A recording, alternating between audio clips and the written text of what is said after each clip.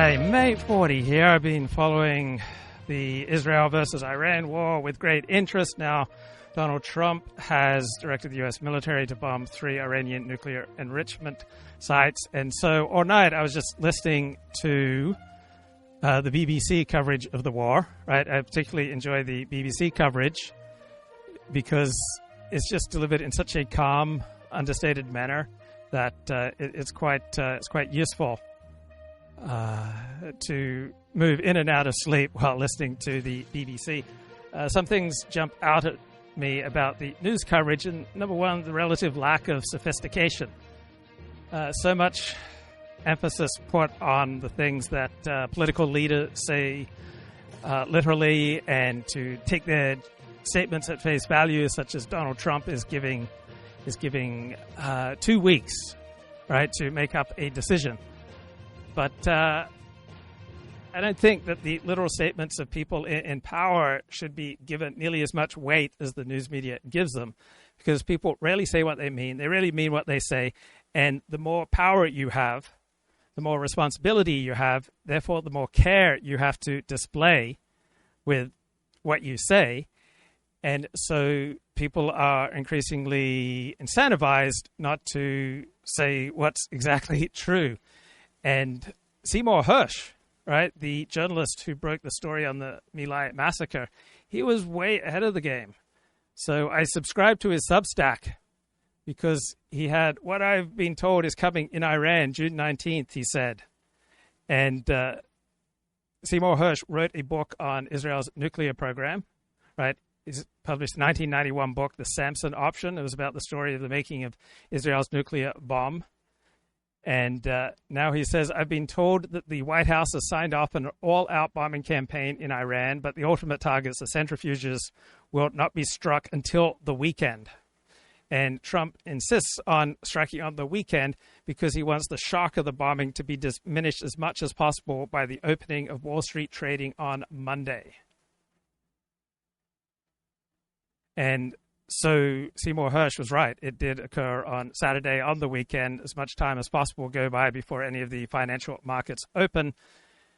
Now, will this be the beginning of an all-out campaign of the United States versus Iran? Donald Trump says no, but you would think that Iran, to save face, would have to attack American bases, and therefore that will create incentives for the United States to start bombing other parts of Iran. And let's get some analysis here from a couple of days ago. This is John Mearsheimer, Alexander Mercouris, Glenn Diesen. This is before America joined the war. I'll take a quick stab at it. I think, first of all, we have to establish what the Israeli goals are. And then we have to ask ourselves whether or not we think they can achieve those goals. And I think there are 3 possible goals, and they're somewhat overlapping, that the Israelis have in this operation. The first is to eliminate once and for all Iran's ability to enrich uranium and, I would argue, reprocess plutonium as well.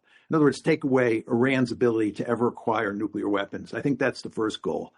The second goal is regime change. And the idea here is that if you get a new regime, you get rid of the Ayatollah and his lieutenants, that the new regime will be much more accommodating, I would argue, Israel and the United States.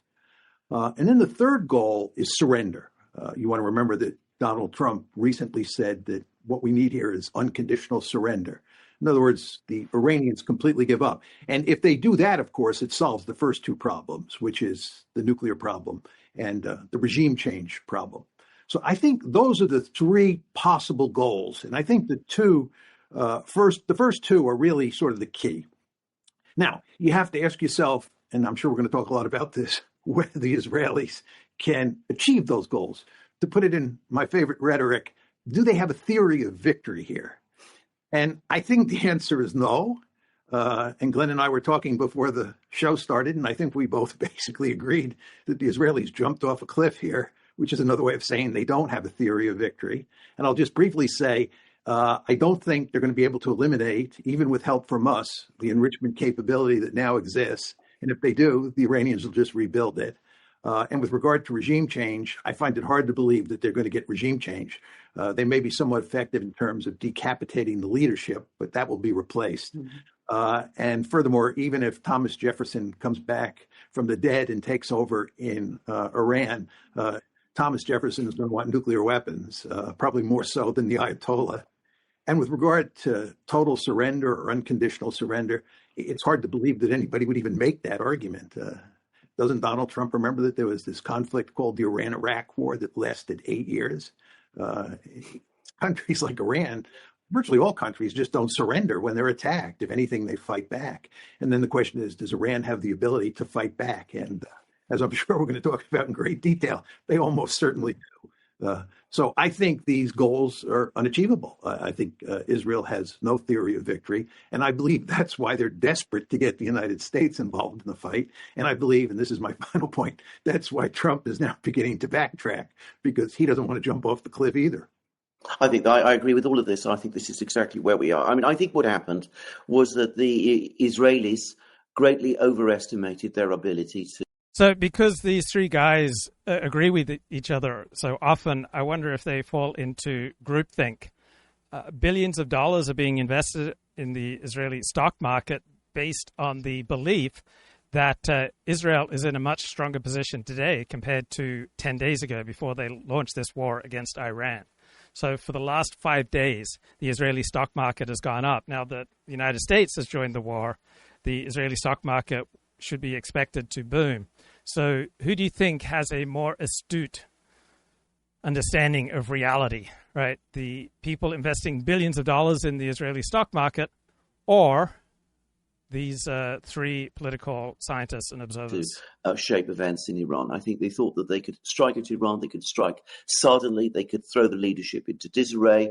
They assumed that the political system in Iran was much more fragile than it really is. And now they've discovered that it isn't like that. And I think that the point about the Israelis now finding themselves in a war of attrition that they are not ready for or capable of winning against a country which is many times. So given the stunning degree of Israeli success in the first 10 days of this war, the exact precision with which they've carried out their strikes, do you really think that Israel did not add up the number of missiles that Iran was capable of launching at Israel versus the number of missile defense ordnance that Israel has to fend off the Iranian missiles? I find it hard to believe that the excellence of Israeli intelligence with regard to Iran did not consider the number of missiles that Iran has to fire at Israel and take that into account, and to add it all up. I am skeptical of the claim here by the observers on the Duran that Israel didn't do some arithmetic on this score. Bigger than themselves is absolutely true. Now, can they achieve regime change? Can they force nuclear enrichment? Can they compel Iran to surrender? How can you prevent a big country like Iran, with a developed industrial base, a large scientific and technological capability, from enriching uranium, if that is what it is determined to do? How can you? Well, you can provide incentives, right? Incentives profoundly shift behavior. So Iran, if you add up opportunity costs, has invested about $5 trillion in its nuclear program, which is being completely destroyed. Would that, on retrospect, appear to be a good investment? Is there good reason for Iran to keep making that level of investment going forward, or have the incentives shifted? You force a political change upon Iran if you're a much smaller country than Iran itself is. And what does surrender exactly mean in this context? I mean, what exactly is Iran supposed to surrender? What is that form of surrender going to be? Is it like what happened in Germany and Japan in 1945? Are they going to capitulate entirely, allow the United States and Israel to occupy their countries, reshape their political systems, do those things? I don't think any of that is achievable, certainly not by Israel, by itself. So I think that the Israelis do find themselves in a war of attrition. I think that they did miscalculate with the big proviso, of course, that maybe the objective was to get the United States involved from the outset. and that really was their goal, that their goal was not to win by themselves, but to bring about a war between the United States. So if the Israel-Iran war is now a war of attrition, who is better suited to last? The three blokes on the Duran think it's obviously Iran, because Iran is a much bigger country. On the other hand, Iran does not have many allies, and they're not exactly rallying to Iran's defense. So who's going to resupply Iran? China? Russia? Pakistan? So right now, the one thing that shocked me is the relative lack of opposition, particularly by Europeans, to this Israeli-launched war against Iran. And Israel can tap on American reserves to resupply it. It would strike me, just on face value, that Israel is much better situated to win a war of attrition against Iran, because Israel has sources of resupply that I don't think Iran does, unless I'm missing something. Right? Russia certainly can't afford to send valuable munitions off to Iran. Is China strongly incentivized to do so? Now, Israel can absolutely decapitate Iran's economy in a few hours. All right, it can just take out Iran's oil industry. It's chosen not to do that. So perhaps Israel has chosen not to decapitate Iran's economy so as to not incentivize China to enter the war. Also, higher oil prices will be good for Russia. Russia certainly seems to be staying out of this war between Iran and Israel. If the oil keeps flowing to China, I think China gets about half of its oil from Iran, then perhaps that creates less of an incentive for China to get involved. And Iran, because without such a war, how can they win? Well, I wanted to ask, though, in terms of the assumption that Trump is backtracking now, is that sure? Is that certain? Because he could also simply be buying some time, because the Americans didn't seem to be quite properly prepared for how the Iranians were fighting back either, because a lot of the assets that the United States is bringing in, it has to be shipped all the way from the United States. It does appear that some of this caught them by surprise as well. So it could just be, buying some time and shifting some assets around until they're ready to do this strike. Of course, it is possible. Trump is having a lot of pushback, both from his own team, his own base. But the reason I ask is, what is the alternative now to? So there's a famous saying that generals are always fighting the last war. And when I look at pundit reactions to the prospect of the United States bombing Iran, it sure felt like the armchair generals are fighting the last war. It struck me as absurd and weird that the primary prism used for trying to understand this possible American strike on Iran was the 2003 invasion of Iraq. This is a different situation, and Donald Trump is a different personality from George W. Bush. I don't think the 2003 invasion of Iraq is a prism to be used. Perhaps a more appropriate prism would be the 1981 Israeli bombing of the Iraqi nuclear reactor, or was it 2007 that Israel bombed the Syrian nuclear reactor? Neither Israel nor the United States seems to want to put boots on the ground. They're not going to commit ground troops to fighting in Iran.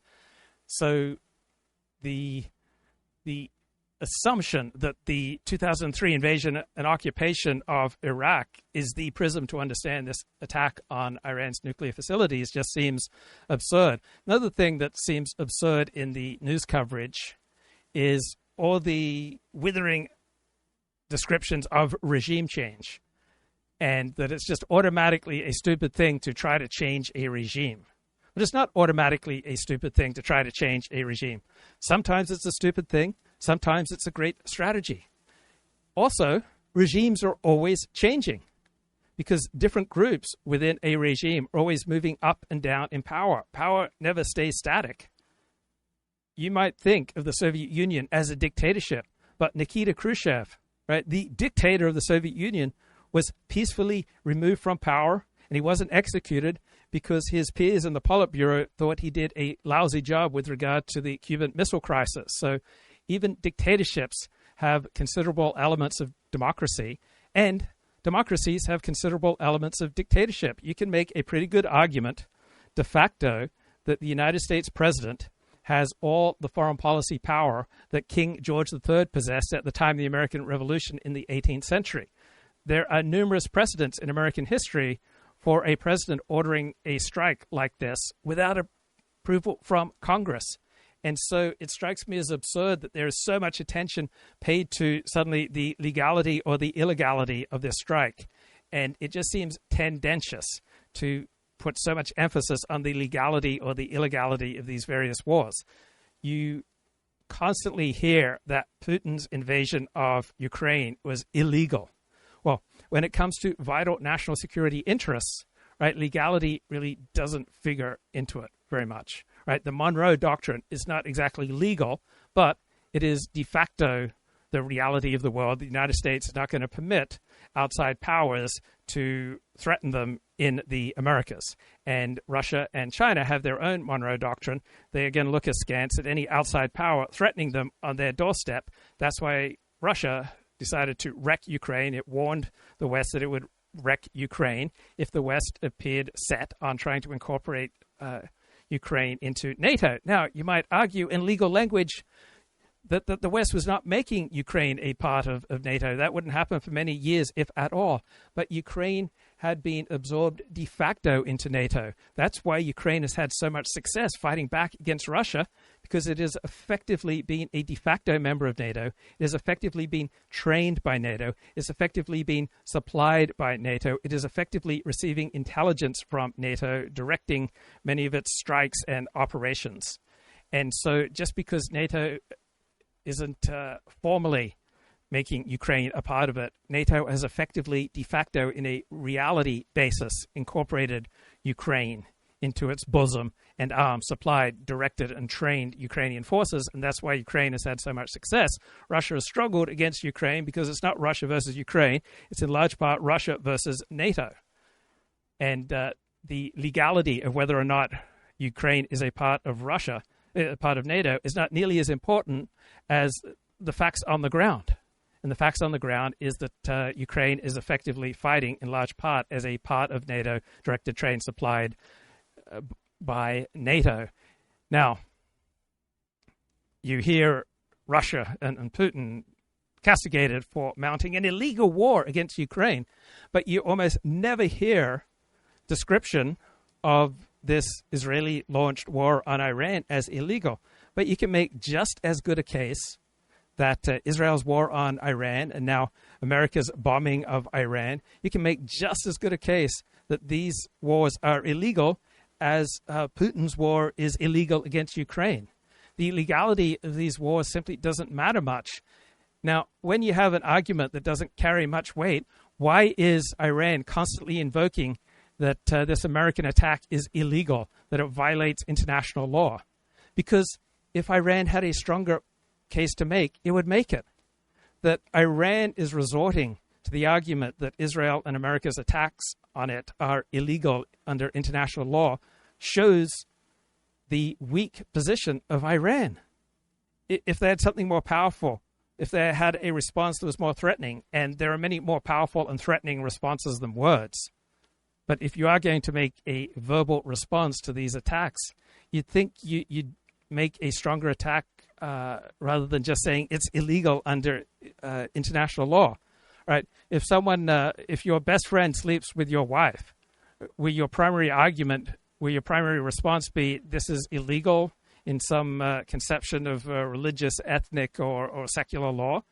If a bad driver broadsides your car, will you get out of your car if you're able and then cite the California vehicle code that the other driver broke when he hit your car? No, this is not an instinctive, normal, natural human response.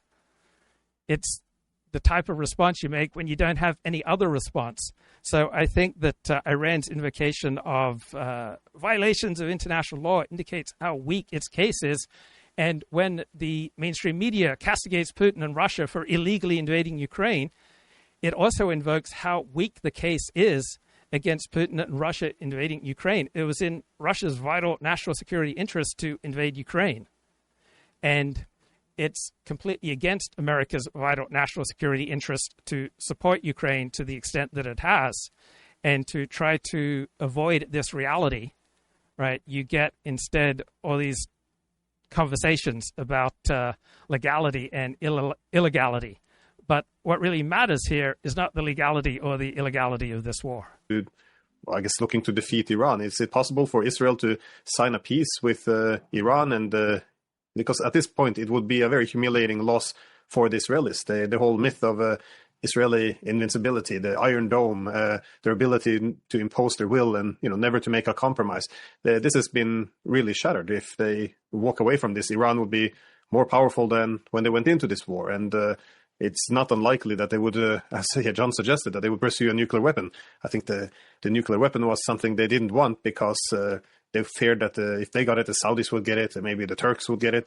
It would just lead to a lot of proliferation in which their own security would be diminished. But now, after this attack, this determination to destroy them, they might change their mind. So I guess my question is, to what extent is it possible for Israel to actually accept peace now, even if victory is not a possibility?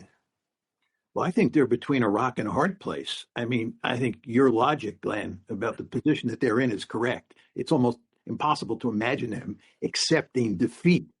But at the same time, it's impossible to imagine how they win this war. This is why they effectively jumped off a cliff. Just to talk a bit more about, about that, it's very important to understand that Iranian ballistic missiles are pounding Tel Aviv and Haifa. And Israel is running out of missiles to defend those. It strikes me that many people have such a strong ideological response to this war that it is blinding them to the reality. It strikes me that the reality is that Israel has been overwhelmingly successful with this war so far, and that Iran has been overwhelmingly losing. I do not have a strong ideological response to this war. I don't support and I do not oppose Israel's launching of a war against Iran, was it 10 days ago? And I don't support and I don't oppose President Trump's decision to bomb 3 Iranian nuclear facilities. And so, because I don't have a position, it leaves me a little freer to see reality. Because when we have an ideology, when we have a strong opinion, that is always accompanied by a strong increase in bodily tension. You can't think a thought and you can't have an opinion without increasing the amount of body tension you feel. And the more body tension you have, the more you will be blinkered and blinded to reality. And I don't want to be in that position. There's a great insight from part of the Alexander technique that all beliefs are just unnecessary muscular tension. Because you will notice the more relaxed you are, right? The less muscular tension you have, the less intensity there will be to your beliefs. The chat says this is a clash of civilizations. I don't believe it is. It's primarily a clash of different groups with different interests. I don't find clash of civilizations a useful way to understand the world. This is about the concrete interests of concrete people in concrete geographic locations. It's like one tribe going to war against another tribe. I don't believe that this war is primarily ideological or civilizational. And so I don't think Samuel Huntington's book, The Clash of Civilizations, is a particularly useful framework. Cities. And there's no sign that Iran can't continue this war over the long term. And then when you begin to look at the economic consequences of this for Israel, they're disastrous. I mean, there are all sorts of stories in the newspaper to that effect. So why has the Israeli stock market been steadily going up throughout this war? And why is the Israeli stock market now expected to boom? So either the people with real money on the line, billions of dollars on the line, either they are seeing reality more clearly or John Mearsheimer is seeing reality more clearly. People say that if the Israelis have to continue for 1 or 2 months, their economy is going to be wrecked and all sorts of terrible things are going to happen. Well, the last time Iran fought a war like this, it went from basically 1980 to 1988. And according to my calculations, that's at least 8 years. I mean, if this war goes on for even 1 year, what shape is Israel going to be in? I don't think they can fight a war like this because they're being pounded. Then there's the whole question of what the Israelis are doing.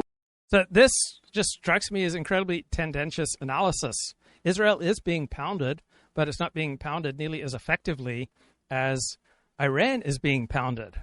Right? Iran is launching missiles that destroy Israeli buildings and injure and kill some Israeli civilians, but accomplish nothing strategically.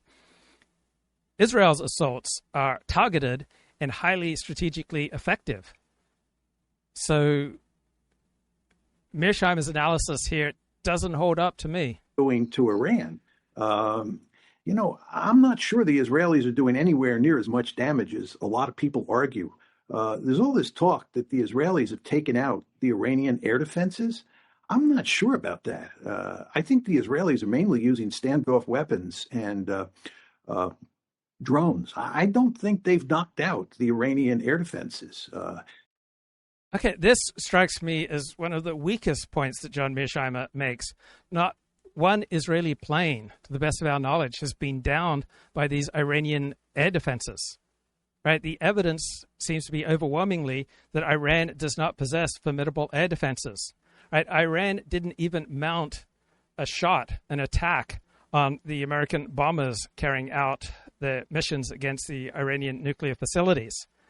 And so it just seems, correct me if I'm wrong, that Mearsheimer is completely disconnected from reality here. Where is there any evidence that Iran possesses formidable air defenses? I am completely unaware of any evidence of that. It strikes me that all the evidence points in the opposite direction. Also, where is the evidence that Israel is unprepared for this war, that they did not have accurate intelligence? Where is the evidence that Israel is getting caught unprepared napping? Where is the evidence that Israel is just shocked and caught unawares? I'm completely unaware of any such evidence. All sorts of people are saying, what happened to the Iranian air defenses? I can't believe that we've heard nothing about them. It's as if the Israelis swooped in there on the first day or two and just eliminated them completely without those air defenses firing any missiles at Israeli aircraft. This is not the way wars usually play out. Maybe the Israelis have some magic formula. And this gets back to last October when the Israelis attacked Iran. And the Israelis said that they tore apart Iranian defenses. They penetrated into Iran and did all sorts of damage. So on the face of it, if you just look at the evidence without a tendentious or ideological argument, right, who seems to have the more realistic assessment of reality right now, Mearsheimer or the conventional wisdom that Iran has no effective air defense? Inside of Iran with these aircraft that were flying over Iran. A number of people said at the time that the Israelis had a whale of a time dealing with those defenses. They backed off, and what they did was they fired missiles into Iran from countries like Iraq. They couldn't get in there. And I think basically that's what's happening today. It's very hard to get your head around this whole issue because the report. Is there any evidence of what Mearsheimer is saying? Is there any evidence that that is true? All right, Kip's Labyrinth says the Jews couldn't coexist in peace in their host nations. So Christians have been wiped out in the Middle East, right? Christians have been taken as sex slaves. Christians have been raped. Christians have been terrorized. Christians have been slaughtered. Christians have been genocided. Christians have been driven out of the Middle East. So why is it that Christians can't coexist in peace with Muslims in the Middle East? Or does it have nothing to do with Christians being unable to exist in peace? It's rather that the Muslim nations of the Middle East feel strong enough, incentivized to slaughter, terrorize, rape, and murder and genocide Christians. So is it really a reflection on Christians that they've been genocided?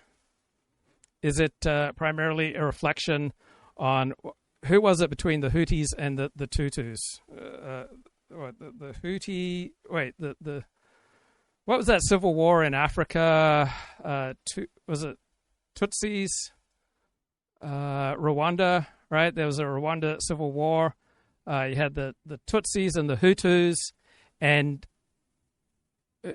who were the people getting slaughtered? So the people who are getting genocided in Rwanda, is that a reflection of their inability to live with their other tribe? Right? Was the Rwandan genocide primarily about the evil of the side that got genocided? Right? That would be a pretty courageous argument to make. So Kip says the Jews couldn't coexist in peace in their host nations. Well, Jews have lasted longer and maintained their own distinct identity while living as a minority in the diaspora than any other people of which I'm aware. So I think a more astute question is, what is it that has enabled Jews to exist as a minority over millennia, and no other group has such a long track record? So what's your answer to that? For approximately 2,500 years, the vast majority of Jews have lived in the diaspora, and they have lived and survived, right, as generally a tiny population, and they have maintained their own separate identity. So Kip says something in Jewish programming is incompatible with peace. So is there something in Christian programming that is incompatible with peace because Christians were genocided by Muslims in the Middle East over the past couple of decades? No self-reflection ever? Well, where's your self-reflection, Kip? Why is it that it's only when Jews are being genocided that the problem is with Jews, but when any other group is genocided, then it's not due to their own fault, right? It's difficult and challenging being a stranger, being a tiny minority. Life is always easier when you're part of the majority. And the more you have in common with the people around you, right, the easier your life will be. Reporting in the mainstream media is so terrible. But I don't think the Israelis have taken out those air defenses. And then this brings us to the comment in the chat, John Mearsheimer is a self-hating Jew. He's not Jewish. Americans. You know, there's all this talk that we're going to take a 1 B-2 bomber, fly over Fort Eyal, you know, drop a 30,000-pound bomb on Fort Eyal, and that's going to solve the problem. I think they're going to be air defenses. Oh, so Mearsheimer thinks they're going to be air defenses that will repel such an American attack. This is around Fort Eyal that we're going to have to deal with. Why is he smiling? Why does the prospect of formidable Iranian air defenses against American bombers make him so happy? There are going to be GPS jammers around Fort Eyal that we're going to have to deal with. And even if we get up over Fort Eyal and we can drop one bomb, that's not going to be enough. So his analysis was wrong with regard to the formidable nature of Iran's air defenses. There wasn't even an Iranian shot fired, apparently, from the reports that we have against American bombers. When it comes to jamming, it appears to have been done primarily by the Americans, not by the Iranians. So I wonder, does John Mearsheimer have a chip on his shoulder where he imputes, vastly greater Iranian power and capability than is really there? Because the Americans did exactly what he is mocking here, right? He is smiling and laughing at the prospect of Iranian air defenses tearing into American bombers. It seems that he's in tension with reality. And I think the possibility that we can wreck Fort Eyal is questionable at best. Well, the evidence right now seems to be that we did precisely wreck Fort Eyal. I think, by the way, this is one of the reasons that Trump is getting cold feet. There are now all sorts of articles appearing about what... And the evidence goes completely against this. Trump didn't get cold feet, right? He's been moving in this direction for quite some time, and I've been posting about it. So March 29, I started posting about American forces moving into bombing positions to go against Iran. So what stunning thing will Trump do next? Right, this is my post on yourmoralleader.blogspot.com.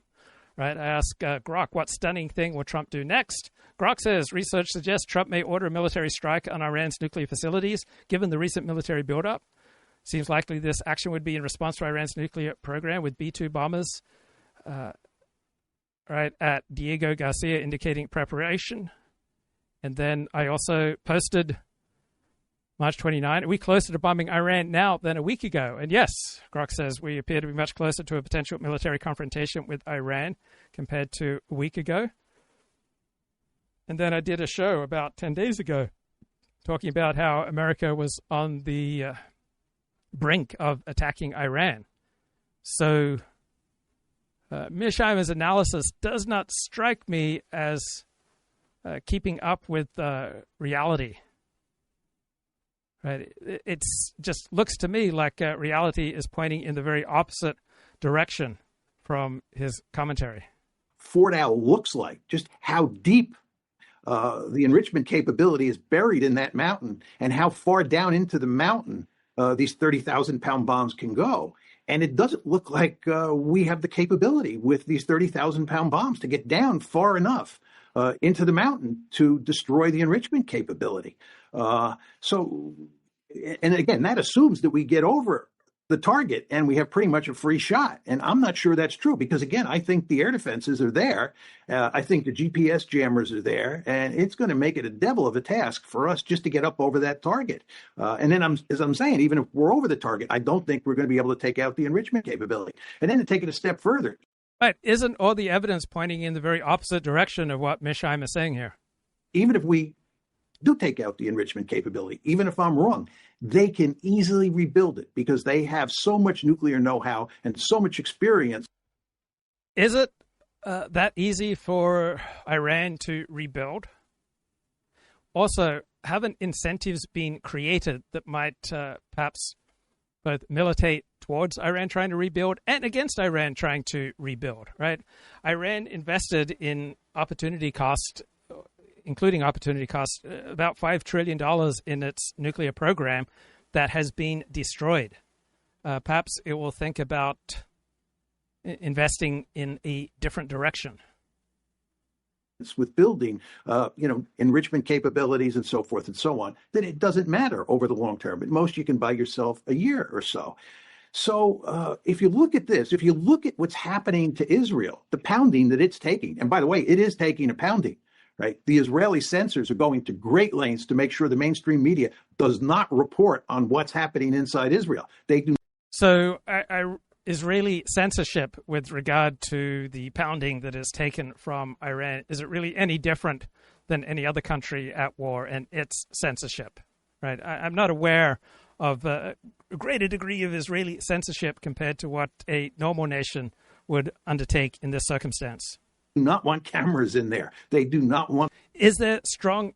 They do have cameras, right? I see constant footage, video footage, and photographs of the damage that Israel is absorbing from these attacks against Israel, sending millions of people into bomb shelters. First responders telling Fox News there were 10 different impact sites and more than 80 people wounded. We're also getting reaction today from Israeli officials, including the country's prime minister, to President Trump's decision.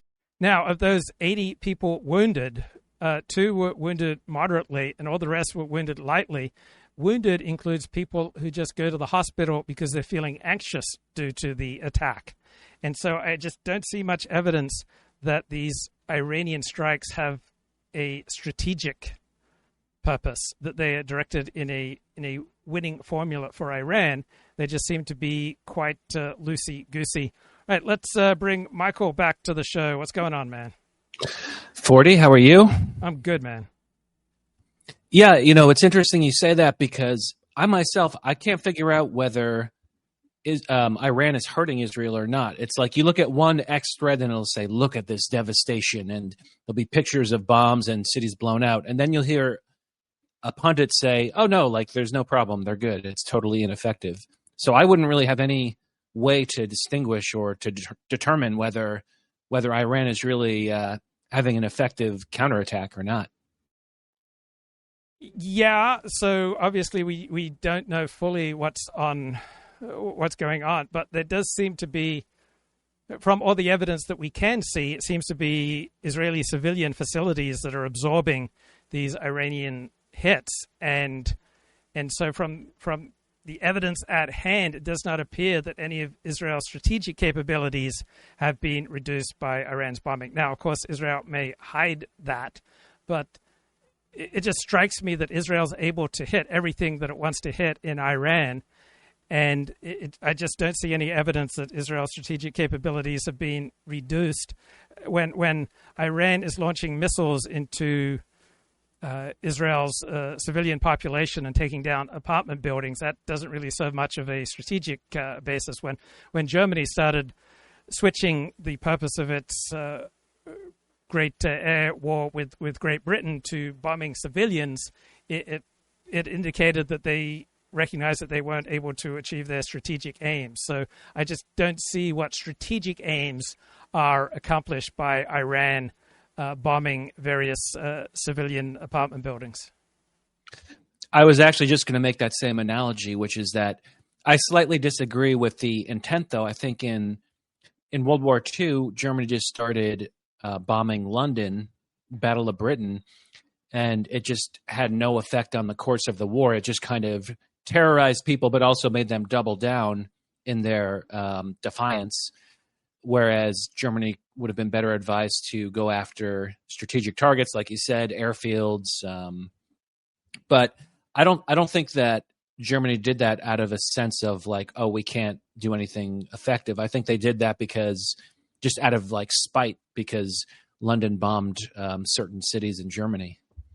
Right. I'm sure it feels good to bomb the enemy, and it probably felt good for Germany to return the favor after Britain had bombed German civilians, but it didn't accomplish strategic goals. I recently I listened to on Audible quite an interesting book, a minority perspective on World War II, that essentially made the argument that World War II was won overwhelmingly by the air campaign of the Allies and not by armies and not by the Soviet army.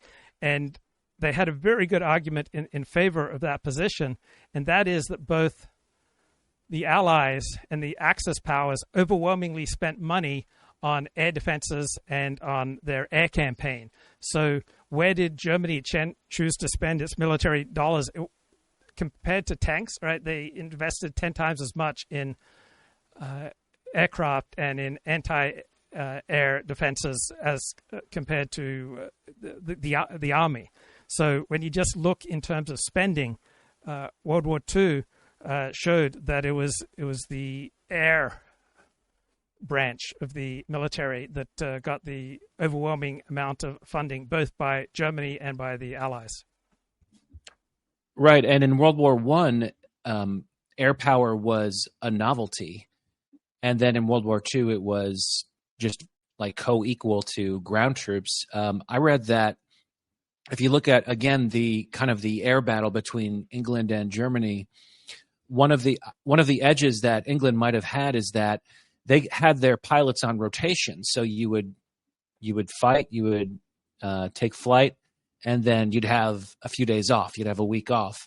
Whereas Germany was just go, go, go, and they were totally burnt out. So, but yeah, the Battle of Britain, 1940, that was really the first loss of Germany. I was going to say Nazi Germany, but I don't want to get you shadow banned or something. So if people are interested in this minority opinion on the war, it's a book called How the War Was Won by an academic historian. So it's not just armchair pundit. How the War Was Won by Phillips Payson O'Brien. So I don't have a strong opinion on this war, whether Israel was right to launch it against Iran. I don't have a strong opinion whether Iran was about to create a nuclear weapon. I don't have a strong opinion on whether or not it was a good thing for Donald Trump to bomb the Iranian nuclear facilities. How about you?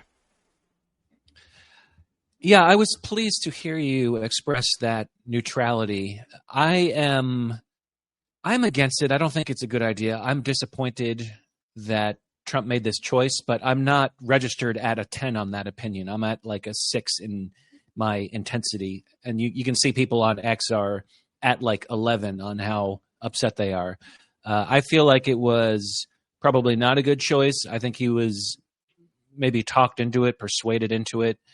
But I'm also open to the idea that maybe this works out and there's no problem, there's no fallout. So I'm a little bit more on one side or the other than you, but I certainly respect your kind of objective, neutral stance on it.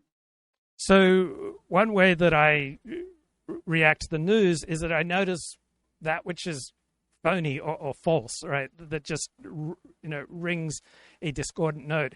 And one of the discordant notes that I constantly hear invoked, particularly by the anti-interventionist crowd is that they are overwhelmingly looking at this particular war through the prism of the 2003 Iraqi invasion. And I'm not at all sure that that is the best prism through which to understand and to judge Donald Trump's decision to bomb these 3 Iranian nuclear reactors. It may be that a better prism is Israel's attack and disabling of the Iraqi nuclear plant in 1981, or Israel's attack on the Syrian nuclear reactor in 2007.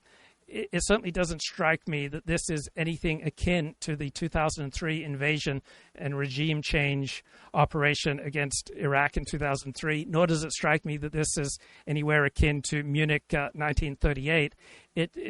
There's a famous saying, generals are always fighting the last war, and it just strikes me that the armchair generals opining on this conflict are overwhelmingly stuck in the prism of 2003 Iraq invasion. And that 2003 Iraq invasion was obviously a catastrophe and a terrible decision.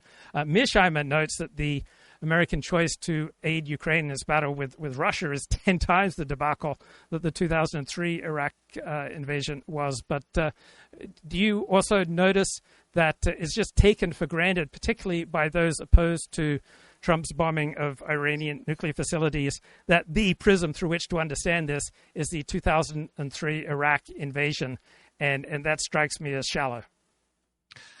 Yes, it can be shallow, but you can see why people would say that. I mean, there's almost literally the same rationalization. It's literally right next door to Iraq. Some of the same exact figures are involved, such as Netanyahu, but I've kind of been following more the drama of the MAGA drama. And when Steve Bannon went to go have lunch with President Trump on Thursday at the White House, I thought, oh, cool. Like, Steve Bannon's going to talk some sense into Trump and talk him down off a ledge. But instead, apparently what happened is that the selling went in the other direction. Like, Trump already had his mind made up. Bannon went to go have lunch with him. And I think what really happened was that Trump convinced Bannon that this is going to be the way to go and maybe to have his support in some measure. This reminds me of when Donald Trump launched missiles against Syria, I think in 2017, because of some evidence that Syria had used chemical weapons. And there was just this vast uprising by the alt-right and the alt-light saying, this isn't what we voted for. And I understood the bombing as purely symbolic, that we apparently announced it in advance to Russia so that their personnel wouldn't get hit. We bombed a few airfields. It didn't really mean that much. But one thing that I notice by those who are outraged by Trump's decision to bomb Iran, and by those MAGA types who are outraged by Trump's decision to invade Syria, is the pulse of self-importance just pushing through their system, that they want to demonstrate so badly that they are independent thinkers, that they are courageous, that they are strong, that they are willing to speak truth to power. And there is just a reflex often among a certain type of relatively psychologically fragile and insecure devotee is how quickly they go from devotee to your bitterest enemy. And I've often experienced that. People who I had this strong bond with, and yet I would disappoint them one time. So I didn't show up for something that we tentatively discussed getting together on, and then this person just switched from friend to enemy. And so the psychology of those who are most passionately opposed to Donald Trump bombing Iran just reminds me of the self-aggrandizing nature of those who are just so eager to castigate Donald Trump for sending a few harmless missiles into Syria in 2017. Oh, yeah, I remember that exactly. And I think part of it is just a self-importance, as you say. It's an ego. The self-importance is that you are under the delusion that Donald Trump is listening to you and your podcast, or he's listening to you and your tweets. So that's delusional. And, like I said, the bombing of Iran, it registers as like a disappointment, but I'm not going to change my overall opinion of Trump because of it. I think what I'm almost equally disappointed is how he's treated his friends like Tucker and Elon Musk. We never even talked about that. I mean, why can't you keep these people happy and in your inner circle? Keep them inside the tent. If Elon Musk wanted to stay in the White House, give him a job. It's Elon Musk. If he wanted this guy in NASA. So I'm disappointed with Trump's interpersonal problems and how I think there's been a lot of hubris in the way that he's acted. And as it relates to the Iran conflict, it's like Caroline Leavitt said, you need to just trust in what President Trump does. I mean, it's like, come on. Yeah, I trust President Trump, but if he's doing something nonsensical, I'm not going to just implicitly trust him. So I've been disappointed in the way that he's handling it, but not quite to the extent that some of the people that you're referring to. Well, it struck me in the Elon Trump blow-up that it was primarily Elon that was the reactive partner, and I think evidence shows that in that Elon chose to delete many of his tweets and to essentially apologize for some of the more outrageous things. When Elon immediately went to DEFCON 5 and said, Donald Trump is in the Epstein files as a reaction to Donald Trump, it just showed me extreme reactivity on the part of Elon. Elon's the one who's a big drug user, not Donald Trump. Donald Trump does not drink and Donald Trump does not drug. Also, it struck me that Tucker Carlson was the drama queen by castigating Donald Trump for even considering bombing Iran, and then apparently Tucker calling Trump and apologizing for some of his more over-the-top rhetoric. So with regard to Tucker and Elon, it strikes me that the parties that were most reactive were Elon and Tucker, not Trump. Trump didn't start out criticizing them. It was Tucker and Elon who just went over the top in their denunciations. And then it was they looked silly and they ended up deleting and climbing down from their more hyperbolic positions. What do you think?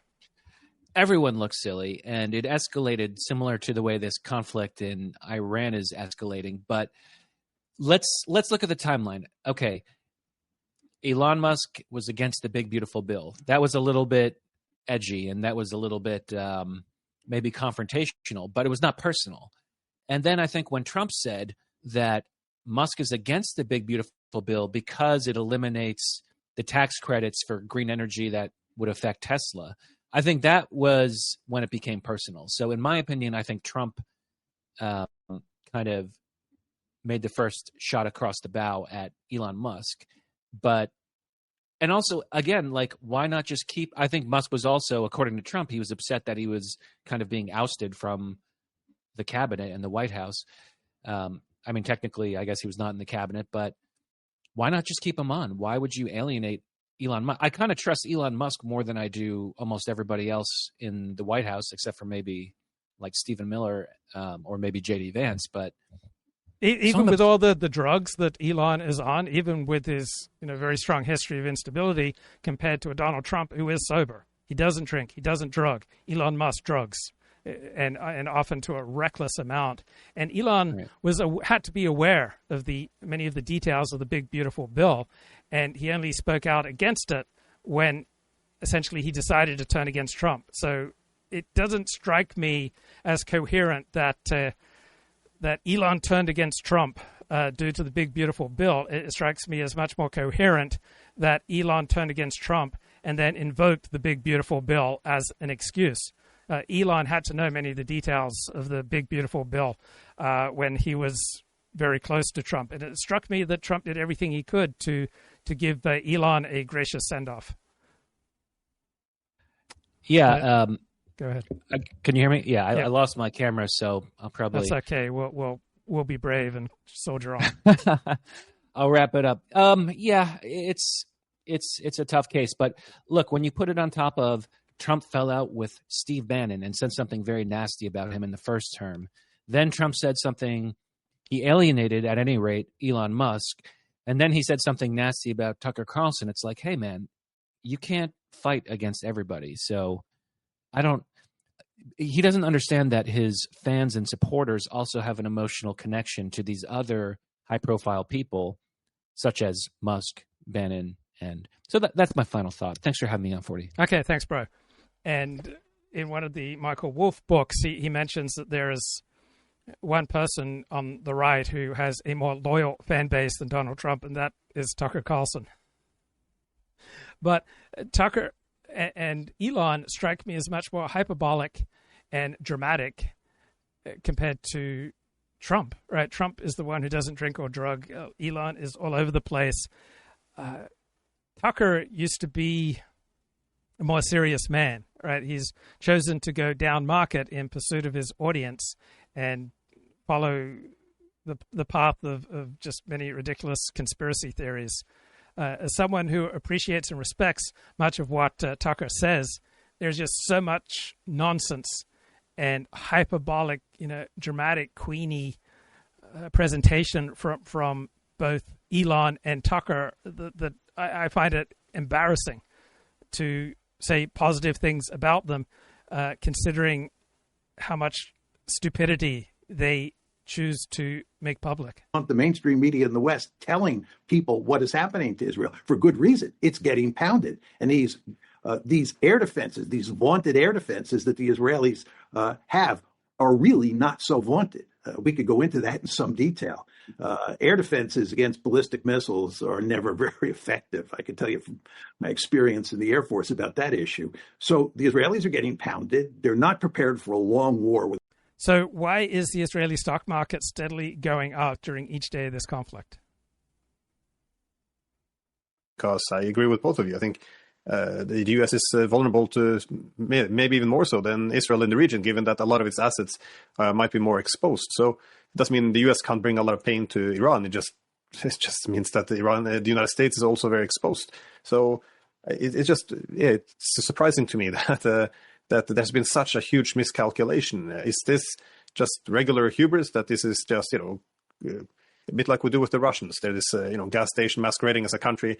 The Iranians are just these backwards Ayatollahs who, hate the Jews and, they do not have the capabilities of fighting back.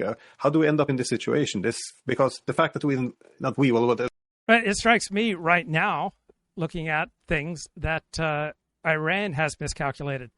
Now, even though I'm ideologically not committed to any particular position on whether or not Trump should have bombed Iran and whether or not Israel should have launched this war, I do emotionally, physically, viscerally have a reaction. And my physical, visceral reaction is I'm glad to see Iran pounded. Right? It feels really good to me. Right? I emotionally don't like Iran due to being the fount of terrorism all over the world, its threats to annihilate the Jewish state, its threats to destroy the United States of America, its 50-plus year campaign to drive America out of the Middle East, the Iranian regime killing up to over 1,000 American service members and taking people in the American embassy in Tehran hostage for over a year. I don't like Iran. I am emotionally, viscerally, really happy seeing it get pounded. It feels really good to me. The fact that Israel, with the support of the United States, actually went to war with Iran. Everyone knew from war games and all what an unmitigated disaster this could be. Was it only to bring in the United States? Or it's just hard for me to see the calculation behind this. Right, can I just say a few things here? I mean, first of all, I think we must make a distinction here between Israel and the United States. Now, going back to points which John has said many times, in many places, in fact, going back many years, Israel has for some time, and I think visibly so, since October 2023, found itself in a strategic crisis. It cannot bring itself to negotiate its way out of that crisis, because that would call into question many things about itself that it doesn't want to confront. So it has consistently escalated and it has consistently gambled. So how can you tell when you're out of touch with reality? You tell when you get humiliated. And so who has been humiliated in this war? Is it primarily Israel or is it primarily Iran? On the face of things, it strikes me that it's primarily Iran that has been humiliated. Its proxies are not supporting it. Russia is not supporting it. China does not seem to be doing anything to support it. I don't see any evidence that Israel has been caught unprepared for this conflict. I see abundant evidence that everything that these guys are saying about Israel is actually far more accurately a descriptor of what's going on for Iran. You know you're out of reality when you get humiliated, right? It just strikes me that it's Iran who's been humiliated. Their top nuclear scientists have been assassinated. Their top military leaders have been assassinated. Their top military arsenals have been wiped out. Israel has complete command of the air and pretty much has had that from the first day onward. Israel could wipe out the Iranian economy in a couple of hours and is simply choosing not to do so.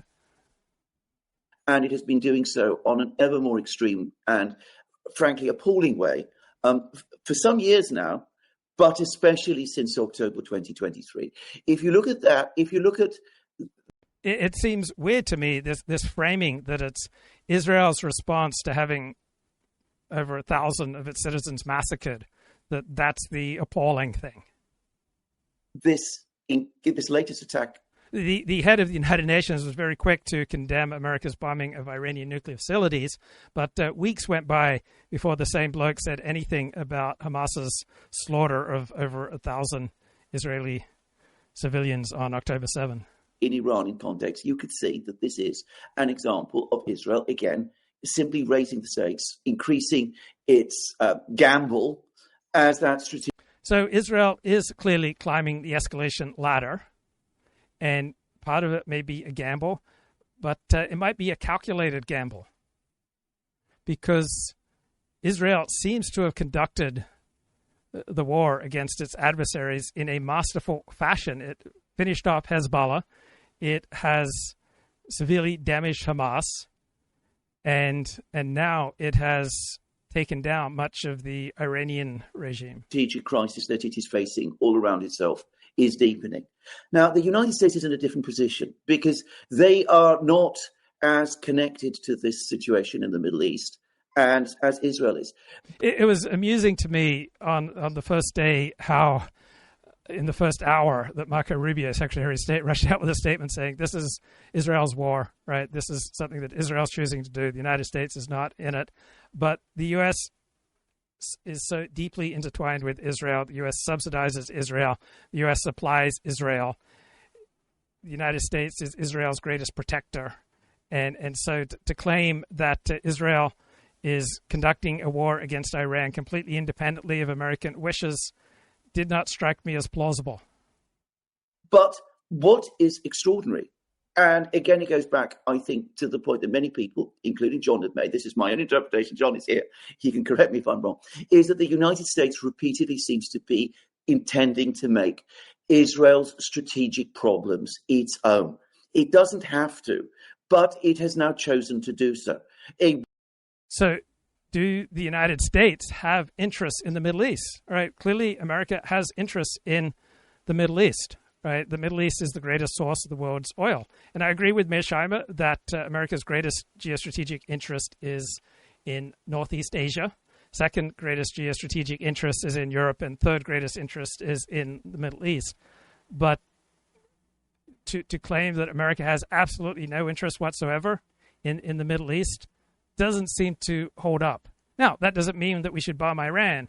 That doesn't mean that we should maintain all these bases necessarily. It doesn't mean that we should be more deeply, less deeply intermixed with the Middle East. But to claim that America has no geostrategic interests in the Middle East doesn't hold up to scrutiny. Wise U.S. administration, one which had the geopolitical interests of the United States at the center of its policy, would absolutely not want a conflict with Iran, would want a stable situation in the Middle East. It would want to transfer its military assets to China, to the Pacific, because that's what it says is the zone of ultimate destiny as to who will be, the future great power.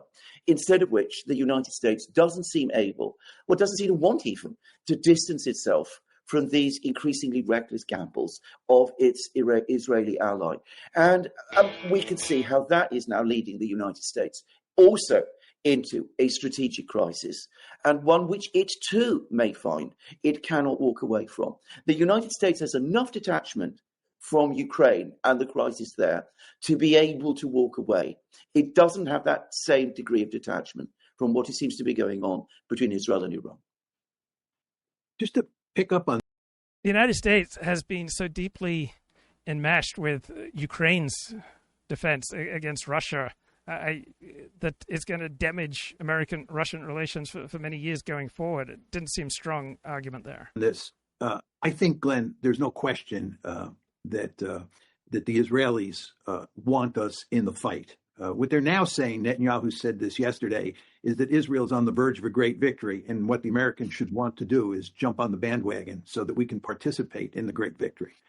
This, of course, is the exact opposite of what's going on here. They're in deep trouble, and they're trying to suck us in for that reason. And I think they understood from the beginning that they would need us to come in at some point.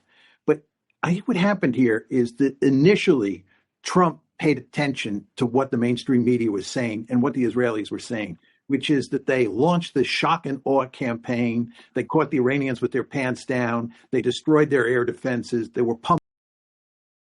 Okay, let's have a look at some comments here on X. Kip says, backing Israel has cost MAGA, especially among the youngest voters. Trump hasn't made a dent in the illegal alien crisis. He simply cannot say that and have any credibility. Right? The Border Patrol in May released exactly 0 illegal aliens into the United States. All right, illegal immigration has been absolutely crushed under this Trump administration. The evidence points towards 1 million people in this country illegally have self-deported since Trump took office. Right? Trump has made a huge dent in the illegal alien crisis. He can't or won't fix the dollar crisis. Which dollar crisis? The dollar crisis that the dollar is overvalued, or the dollar crisis that the US dollar is undervalued? And now he's backed the most psychopathic regime in the world versus Iran. So if you think that Iran is some kind of model of mental health versus Israel, if Israel is so psychopathic, how is it so incredibly effective? Donald Trump's lost the people? I don't think so. I think this is an incredibly naive perspective. Number one, and most importantly, the American people don't care that much about foreign policy. The American people, like the Japanese people and the English people, the French people, the German people, the Australian people, the Chinese people, care primarily about their own welfare, right? They don't primarily care about foreign policy. Number two, to the extent that the American people have an opinion on foreign policy, it's traditionally been more pro-Israel than pro-Arab. Now, among Trump voters, right, it's decidedly much more pro-Israel than pro-Iran, pro-Arab. Among non-white, non-Trump voters, then you get much more support for Muslims and the Palestinians. But overwhelmingly, it's the losers of the world who side with regimes like Iran and the Palestinians. I don't understand what the great contributions to the world that Iran has been making, or that the Palestinians have been making, right? Their primary contributions to the world have been terrorism. Pummeling the country.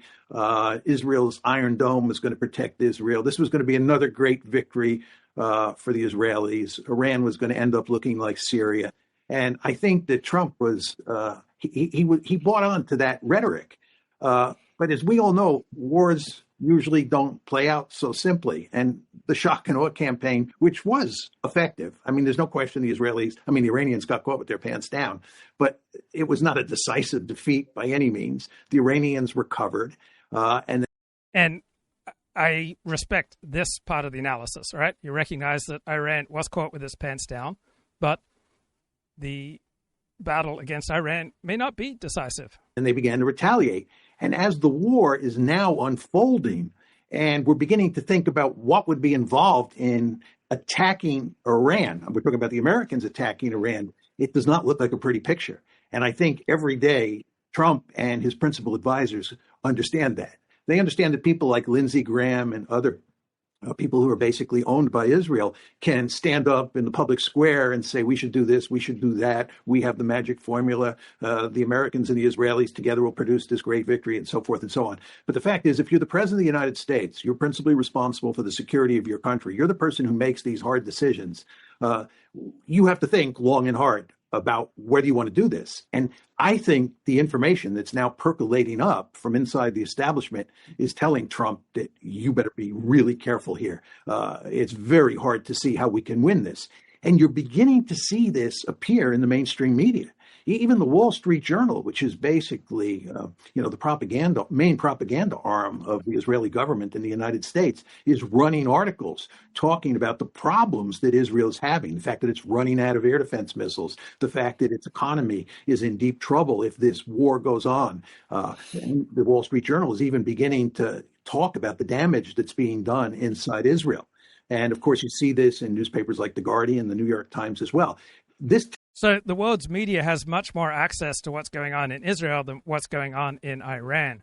So Mearsheimer highlights Israeli censorship, but Israeli censorship is quite muted in response to Iranian censorship. So because Israel is a much more open state than Iran, journalists are going to have access to much more of what's going on, and they're going to have a great ability to report on Israel's vulnerabilities. They're not going to have that same access in Iran. So just because there are definitely problems that Israel faces, right? If you're a journalist, you're going to have much more ability to see, recognize, and report on those problems vis-a-vis Israel compared to Iran. It tells me that people are beginning to think long and hard about what American involvement means. Shock and awe is now in the rearview mirror. Shock and awe, looked good for a while, but we're beyond shock and awe. And I think for that reason that Trump is beginning to hesitate. But as you were saying, Alexander, the fact is that the United States almost always does Israel's bidding. Okay, Kip says, I knew 40 was a sadistic son of a gun when he reported on Israel's pager attacks with glee and enthusiasm. So, yeah, I felt glee and enthusiasm that terrorists were wounded, that thousands of terrorists were wounded, particularly terrorists intent on murdering, torturing, and raping Israelis. Why is that some kind of psychopathology? Anything that you love, you will hate that which threatens it. So the healthy response to groups that want to rape, torture, murder, and commit genocide against your group is to hate them. And I felt absolute glee when Hezbollah terrorists with very few innocent parties were wounded and sometimes killed by those Israeli pager attacks. It was absolutely audacious attack. It was brilliant. Does 40 consider the fact that Israel might be lying about Iran's attempts to get a nuclear weapon for 30 years? So seriously, you think on the balance of evidence that Iran is not pursuing a nuclear weapon? I expect Israel to lie, right? I expect individuals and groups and nation states to lie. And so it wouldn't shock me that Israel would tell lies, just as it wouldn't shock me any nation tells lies. Remember Colin Powell lying about Iraq's yellow cake? He said he had proof in his manila folder it was all a lie. Yes. So American intelligence, right, made a very weak case that Iraq had weapons of mass destruction, but I'm not aware of anyone serious denying that Iran has been building a formidable nuclear program, right? Iran has spent in opportunity costs and other costs about $5 trillion to pursue its nuclear weapons program. And in response to that pursuit, it's been hit by crippling sanctions, not just by the United States, but all sorts of nations. So to me, the evidence is overwhelming that Iran has been embarked on the development of a nuclear program that other nations, particularly Iran's neighbors, have great fear about. It strikes me as quite a legitimate fear. And I think it's quite possible that the leader of Germany is correct when he says that Israel, by attacking Iran, has been doing the world's dirty work. Right? Seriously, you don't feel safer in the world today knowing that Iran's nuclear program appears gravely wounded, damaged, annihilated compared to 10 days ago. Right? Iran's the greatest source of terror in the world. You don't feel a great sense of relief that Iran is in a much weaker place now compared to 2 years ago, 10 days ago. It's important, not just in the military aspect of this, but President Trump just told the world that our objective was to take out the Iranian. So this is retired Lieutenant Colonel Daniel Davis. Nuclear capabilities and prevent them from ever having a chance to get to a bomb. Our own intelligence, as it has for decades, said that there was no nuclear weapons program.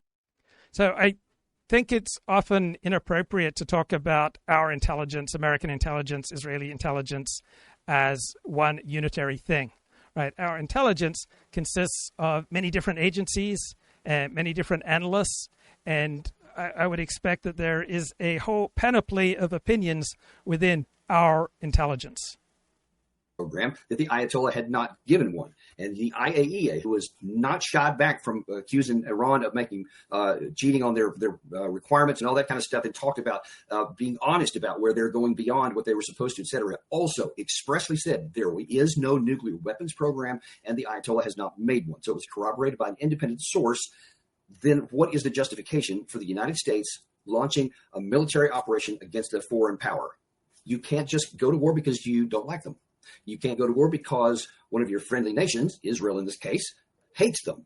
And so they didn't have the weapons to go after them. So Benjamin Netanyahu, who he just admitted a couple of days ago, talks to Trump nearly every day. And even though his director of national security, Tulsi Gabbard, said very clearly that there was no weapons program in March of this year, and even though she says she agrees with President Trump on his policy that you can't, they can never get a bomb, she still didn't go back from the statement that they don't have one now. She said, yeah, they could. It's a short window, but that's been for many, many years. That's not even news. We know that they've been to a position where they could go if they made a decision. So one thing that screams weak to me is that the primary opponents of Donald Trump's decision to bomb Iran are primarily arguing on the basis of process. He didn't follow the proper protocols. He didn't follow the proper process. This is unconstitutional.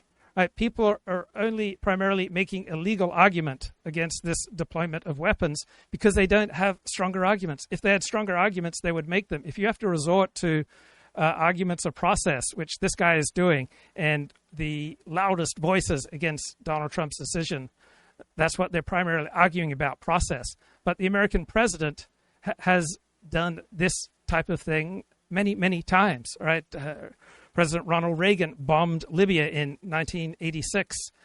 Bill Clinton sent American armed forces into Africa, and something like, was it 1993? And then many of them got killed in what? There's a great movie about that came out in 2001. Right? This has happened many, many times. The president of the United States clearly, de facto, does have this power. And if you are primarily reduced to arguing against Donald Trump bombing these Iranian nuclear sites on the basis of process, it just screams to me that you know that you're losing the argument. If you had stronger arguments to make, you would make them. If your primary argument, oh, this is unconstitutional, he didn't follow the proper protocols, he didn't follow the proper process, it just strikes me as weak. Right? People use the arguments that they have. And if that's what you're reduced to, it overwhelmingly shows you don't have anything stronger, and it overwhelmingly shows that you don't know very much. Because the President of the United States effectively does have pretty much all the foreign powers of the King of Britain, King George III, in the late 18th century, at the time of the American War of Independence. So President George W. Bush says, I am the commander. I do not need to explain. Right? I don't owe anyone an explanation. John Yoo is the author of the notorious torture memos. He argued that the American president enjoys the powers possessed by the English monarch at the time of the American Revolution with regard to foreign policy. So Parliament retains the powers of the purse, but the king and the American president possess unbounded discretion over the use of military force. Why has the power of the president steadily increased? Because it's the one branch of the American political system that can immediately respond. So whether it's COVID or inflation or unemployment or a threat from Iran or a 9/11 style attack, people primarily look to the president of the United States to respond. And when there's a global financial crash, when there's a Wall Street crash, people primarily look to the President of the United States because that is the one branch of government that can most quickly, effectively, and nimbly respond to a crisis. And when there's a crisis, the ordinary rules don't apply. And so that's why the American president has this much unilateral executive power. The No Kings March 8 days ago didn't strike me as possessing a formidable, coherent intellectual argument, because they weren't arguing against enormous executive power. They were arguing against enormous executive power that was being wielded against them. They love enormous executive power when it's being wielded by people like Joe Biden and Barack Obama and Bill Clinton, when it's being wielded on their side.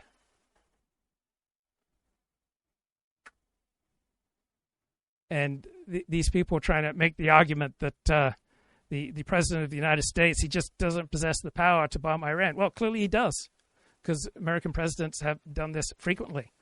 So an American president can kill, effectively, any non-American citizen. Right? American presidents have enormous power with gathering intelligence, with engaging in covert operations, and with launching wars. Right? Presidents have far less unilateral power in domestic policy. So President George Bush lost political momentum precisely because he failed to act swiftly and deftly in the face of the domestic disaster, Hurricane Katrina. I'm reading from this 2010 essay by 2 Yale law professors on constitutional dictatorship. So every political regime has elements of democracy, elements of oligarchy, and elements of dictatorship. Right? Donald Trump lost momentum in 2020, and he lost the 2020 election because he failed to act swiftly and deftly in reaction to COVID. Now, in the state of California, every single county has a public health officer who has the unilateral power to shut down any business or any public gathering in the name of combating some public health emergency. And California led the way in engaging with COVID lockdowns because of the power that the executives and the public health officers have in these decisions. So all sorts of rights that you may take for granted, you don't realize they can just be taken away like that in the name of a putative emergency. The emergency doesn't even have to be real. But if you can invoke an emergency, you then simultaneously have the power to disregard normal protocols. And so in the face of an emergency, right, the sovereign rises to the fore and does what he sees fit to do. And unless there is effective opposition, right, the sovereign, in the face of an emergency, will effectively act like a monarch. But they hadn't made a decision. What that means is the ramifications are incredibly important, because that means that we just took an active war. It remains to be seen what Iran's going to do. We'll point that out right now. But what we did. Do you think that this lieutenant colonel really knows much about the Constitution, how the American political system works? It just strikes me here that he's at war with reality, and he doesn't really know much about what he's talking about, that he viscerally doesn't like Donald Trump's decision to bomb Iran. But if he had a stronger argument, he'd make it. Instead, he seems mired in process, just like leading Democratic politicians. So it was funny, leading Democrats opposed George Herbert Walker Bush's assembly of a coalition to take back Kuwait from Iraq in the 1991 Gulf War.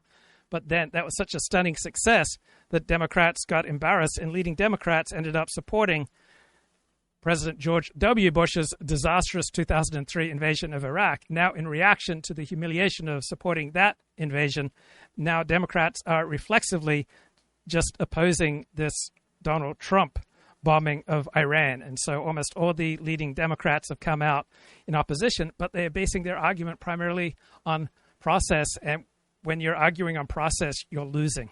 Right? That is not a winning formula.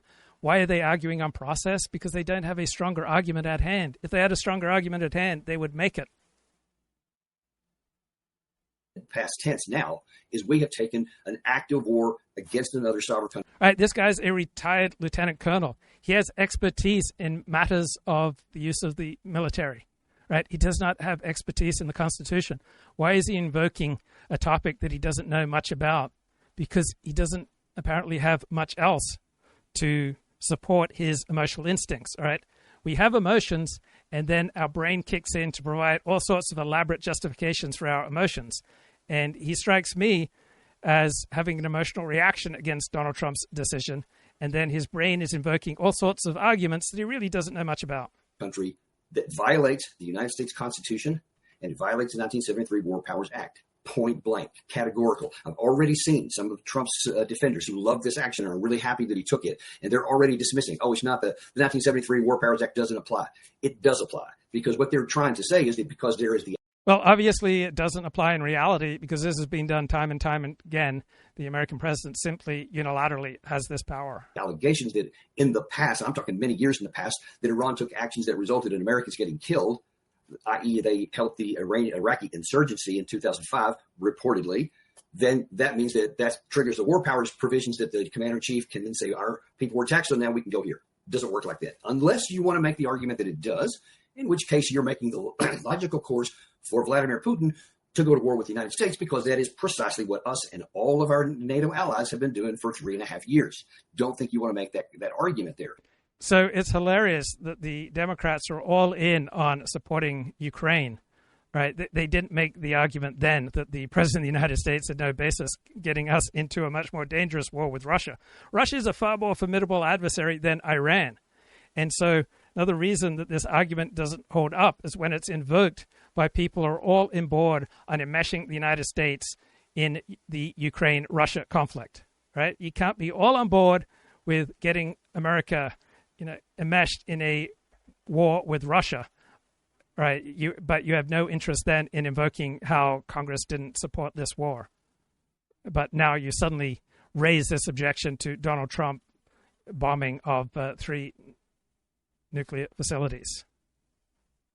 But see, no one's really concerned about the argument. No one's actually concerned about the rule of law. They don't care. They just say, we wanted to do this. We have the power. You can't. So why isn't the rule of law people's number one concern? Because people's number one concern is reality, the effect of what's going on. So the rule of law is great, but the rule of law does not mean that every decision should be decided on the basis of legality, right? There's a whole realm of reality that is meta-legal, that is above and beyond the law, right? The law is just one narrative, right? The law is just one part of reality, right? Not every presidential decision should be subject to judicial review, right? We should not have rule by judges. The common understanding of rule of law, particularly by people on the left, that it means rule by judges who think like they do. Right? There is a whole realm of reality outside of the rule of law. Law is not a sufficient basis for making decisions. Can't do anything about it, so eat missiles. That's pretty much what we're doing. And listen to me, folks. That is a dangerous, dangerous place to be, because now then there is no rule of law. I've actually seen a number of Democratic senators and a couple of members of the House that are raising concerns, and that we weren't. So just because the rule of law is not the only narrative that decides how the world works, just because legal considerations are not the only considerations that we should examine when making a decision, doesn't mean there's no longer a rule of law. Right? Donald Trump has made many decisions that have been stopped by the courts. So we obviously still have a rule of law in parts of American life. And then there are parts of life that are meta-legal. They are above and beyond the strictly legal, right? Law is not the only criteria. It is not the only narrative for understanding reality. Informed, or you didn't consult us to. There shouldn't be any question about concerns about being consulted. It was a flat out violation of the United States Constitution, which exclusively puts the war-making powers in the hands of the Congress. Do you seriously think that opponents of this bombing would just natter on about how it's unconstitutional if they had stronger arguments to make? Right? I don't think so. All right, let's get a perspective from Colin Liddell. We have sharply diverged on many things since the inauguration of Donald Trump in his second term. Hello, this is Colin Liddell, and this is the Short Pod, a brief and succinct podcast commenting on the events and issues of the day. And today it is the 22nd of June, 2025. And on this highly significant day of pagan power, Donald Trump has unleashed the military might of America against the axis of evil that is Iran, or so it would seem.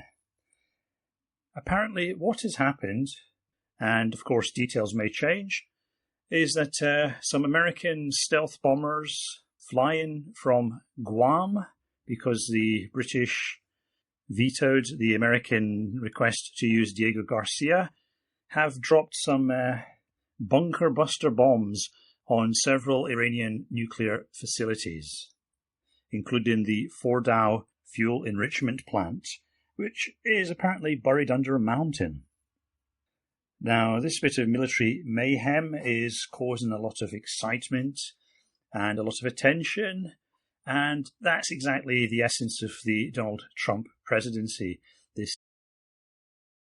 So this is pretty much how I viewed Donald Trump sending missiles against Syria in, I think, 2017. Not much damage was done, and I didn't accord that strike much significance. So Colin Liddell has the perspective on America's bombing of these three Iranian nuclear plants that is identical to my perspective on America's bombing of Syria in 2017. But I don't agree with Liddell. I think that this American bombing with Syria has much more significance than the American bombing of Syria, in particular because of the vast opportunity for escalation in this conflict. And so I haven't come out in support of Donald Trump's bombing. I haven't come out in opposition, but I think it's definitely more significant than Colin Liddell thinks. This constant ability or hunger to gain attention. I think that is an accurate analysis, that Donald Trump is, it seems, producing a reality TV show. And I think that's a powerful narrative. That's a powerful way of understanding Donald Trump. But I don't think it's the only thing that's going on. I think many of his decisions, including this one, are far more consequential than just purely entertainment. Now, my view of Trump's presidency so far is it's a lot of sound and fury signifying nothing. And this is where I part ways. So if it is accurate that 1 million Americans who are in the country illegally have self-deported since the beginning of Trump's second term, I think that's incredibly consequential.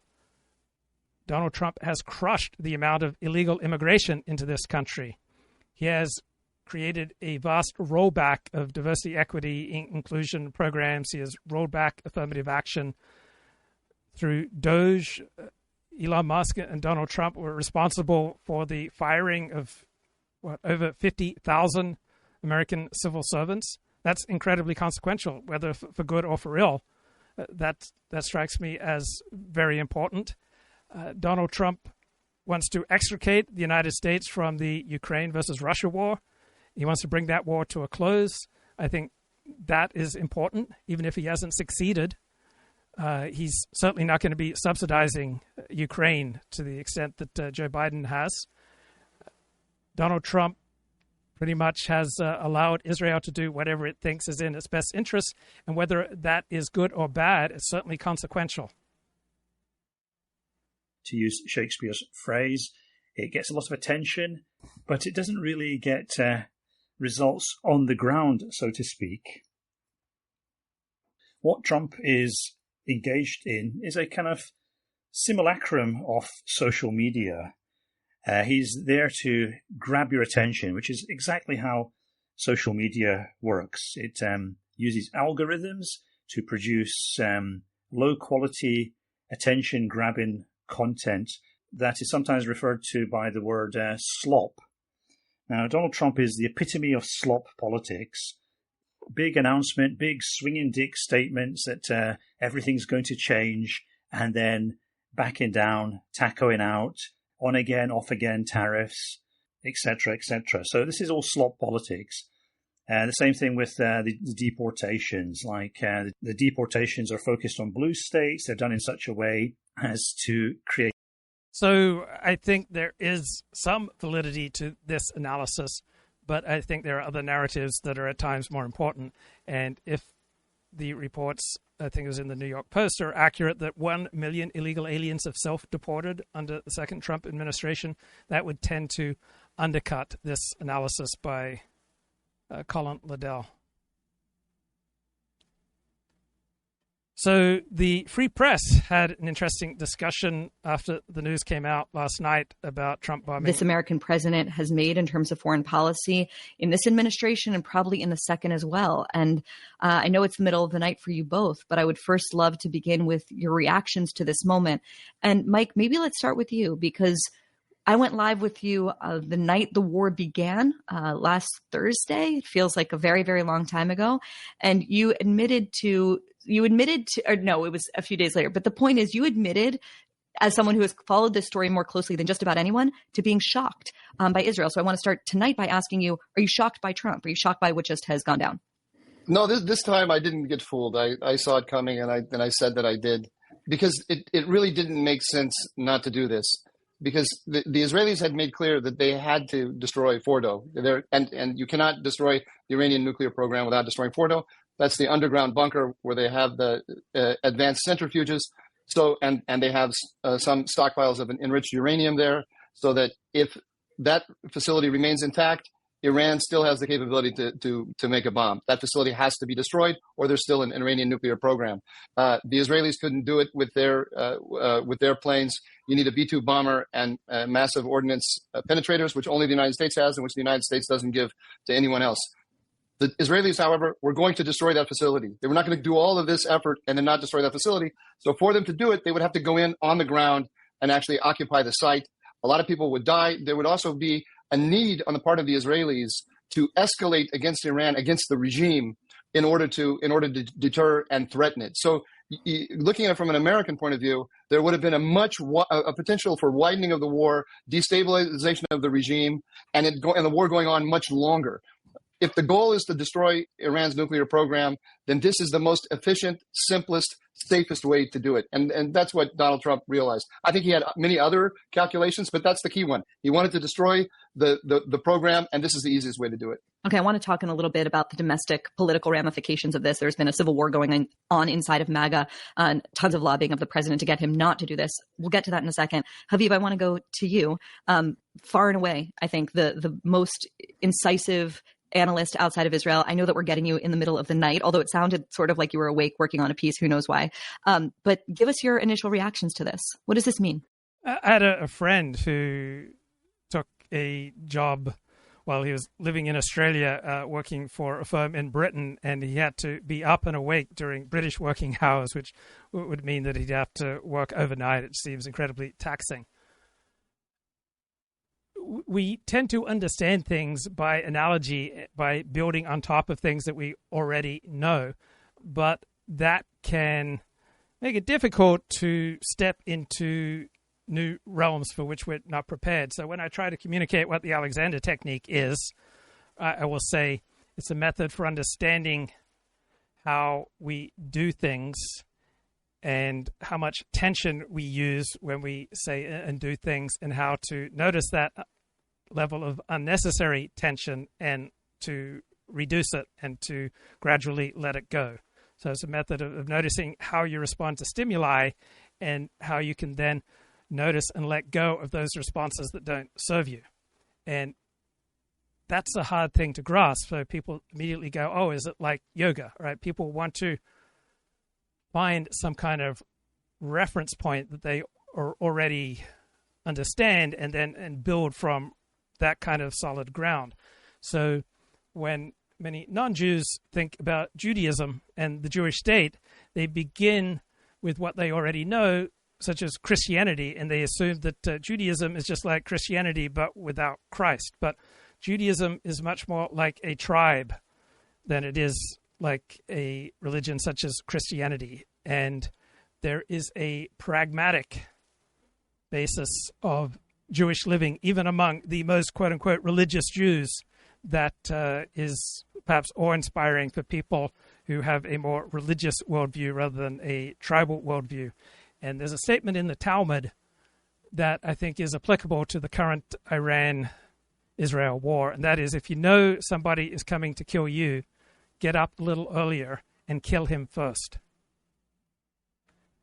And so Israel, the Jewish state, the Jewish people, they're not just proto-Christians without Christ, right? They have a tribal, pragmatic understanding of reality that we're seeing on display here.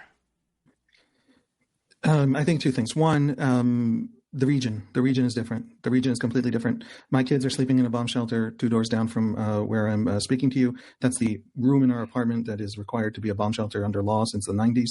And so most Jews for the last 10, 15 years lived in Israel.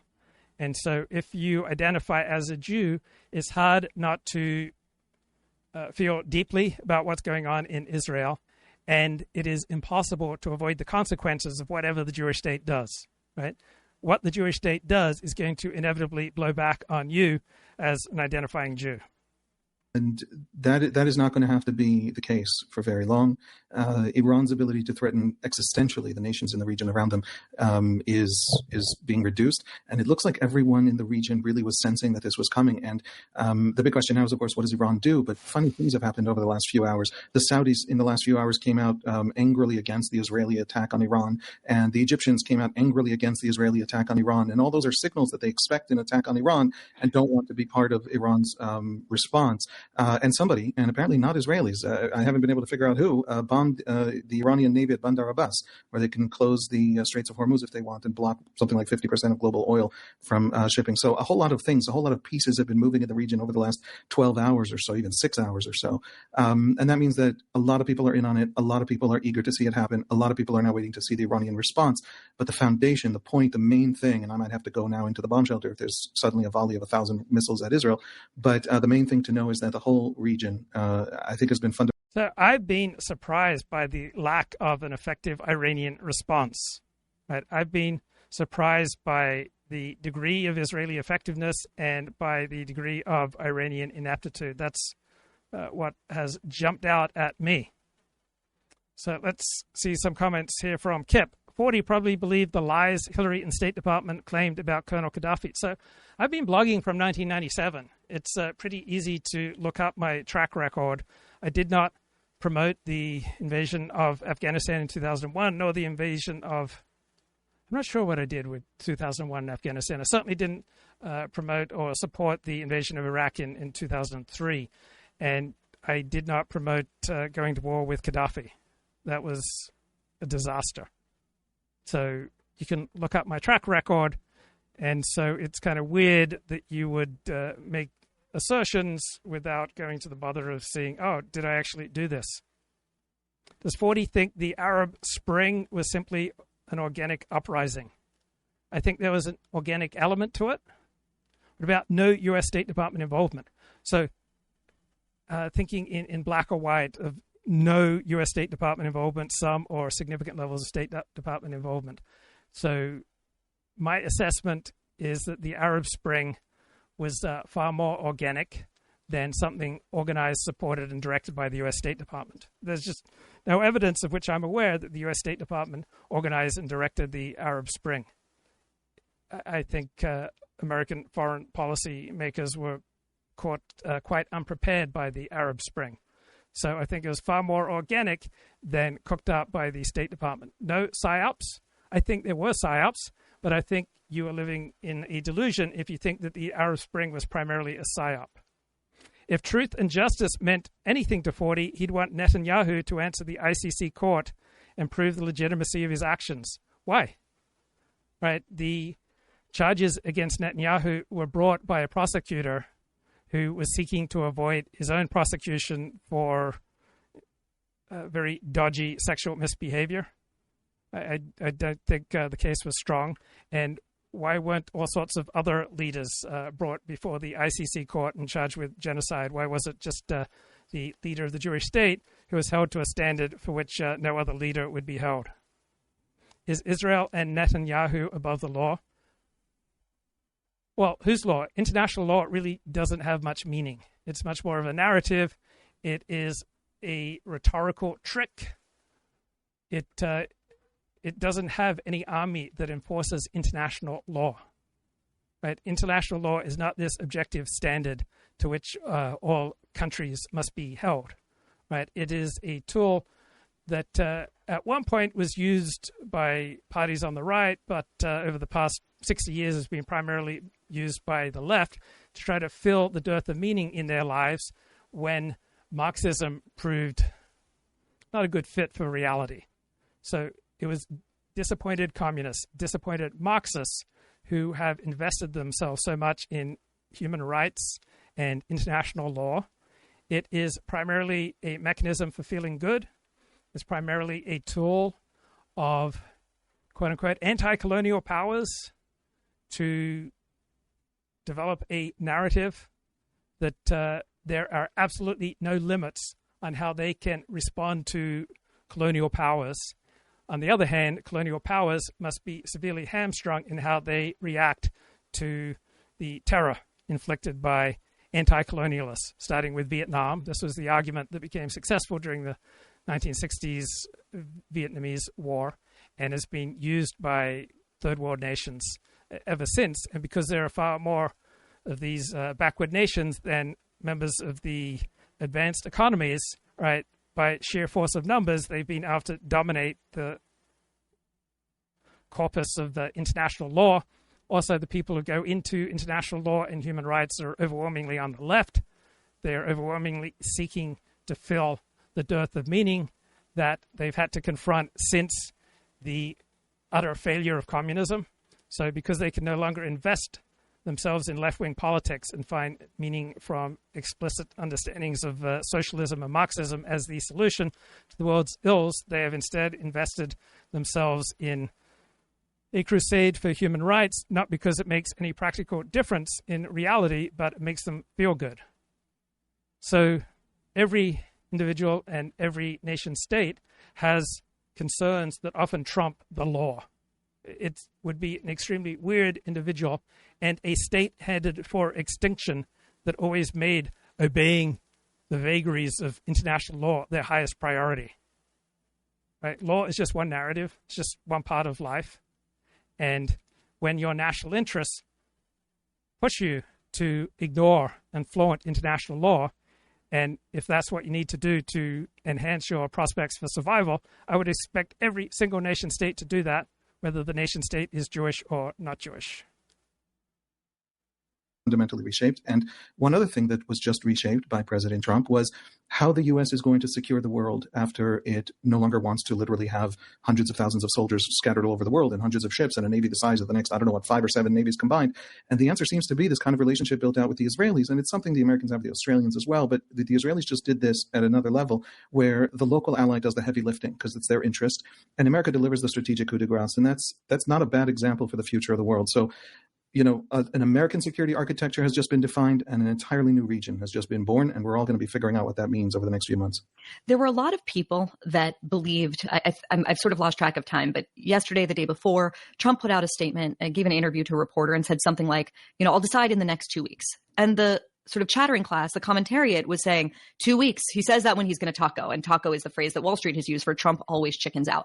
And there were a lot of people who sort of Yeah, how much resonance does the narrative taco have now? Trump always chickens out. Well, he just bombed Iran. I wonder how much was Trump incentivized to bomb Iran to undercut the narrative that Trump always chickens out?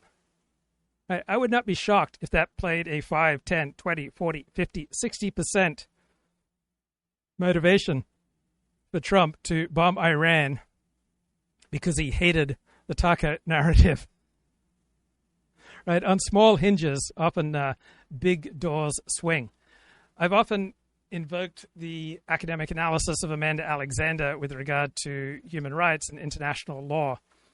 And I blogged about the topic of one of her papers from 2021, The Ethics of Violence, recent literature on the creation of the contemporary regime of law and war. So human rights sound wonderful, but the more rights you have, right? Rights are a part of liberalism, that we're born with certain inalienable rights. It's an artificial construct at odds with reality. And some artificial constructs, such as the construct of rights, right, serve some people in some situations, and at other times are a detriment. But it's definitely an artificial construct at odds with reality. And the more rights you have, the less democracy you have, and the less sovereignty you have, the less national sovereignty. The more democracy you have operating in your country, the more national sovereignty you have, the fewer rights you have, right? Where do rights come from? You can say that they are a gift from God. You can say that they are the product of reason, of social construction springing from the combination of genes with environment in a particular situation. But there's no reason to objectively believe that we're born with any rights. So I think the best word to describe the dominant human rights international law paradigm, right, the left-wing agenda made universal, is delusion, right? Before we had the dominance of this human rights thinking, it was taken for granted that the use of violence was whatever violence was necessary to keep yourself and your people safe. And that was the ethical use of violence. Your nation was your extended family, and the enemy is whoever threatens your family. Right? There is the rule of law, right? There is a strong narrative about the rule of law. There's also the rule of nature. There's also the rule of survival. Right? Before we had this human rights international law crusade, right, Israel's war in Gaza would not have been considered genocidal. Right? The term was barely used prior to the 1970s. The whole concept of genocide is a cultural construction starting effectively in the 1970s. I love Chronicles magazine. It publishes a paleoconservative perspective, which I recognize as being right about virtually everything. And Chronicle magazine remembers when you could speak of human responsibilities in the same breath as human rights.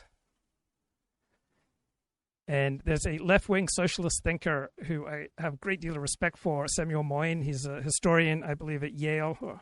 And he said in a June 2nd, 2015 lecture, the humanitarianization of human rights comes at the cost. Now, how could this beautiful concept come at a cost? But it does, right? Everything comes at a cost. It comes at the cost of local, strong, and expensive solidarity. And it replaces it with distant, weak, and cheap solidarity, right? If we're going to feel solidarity with our fellow citizens, all right, our concerns about people on the other side of the world are going to weaken.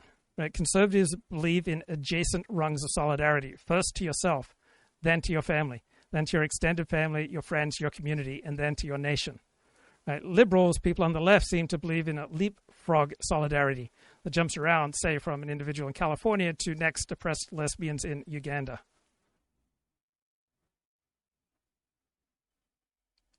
I appreciate and respect the critique of the Hungarian Premier Viktor Orban. He says that human rights-based liberal democracy, not necessarily such a great thing, right? The liberalization of society is based on the idea that we have the right to do anything that does not infringe on the freedom of other parties. But maybe what's more important than this concept of rights is the concept that we're in it together. Right? There are more important things at times than our freedom to do anything we want without violating the rights of others. Right? Maybe we need some kind of transcendent value, such as we're in it together, and let's construct a society that creates the greatest safety, prosperity, and dignity for as many of us as possible.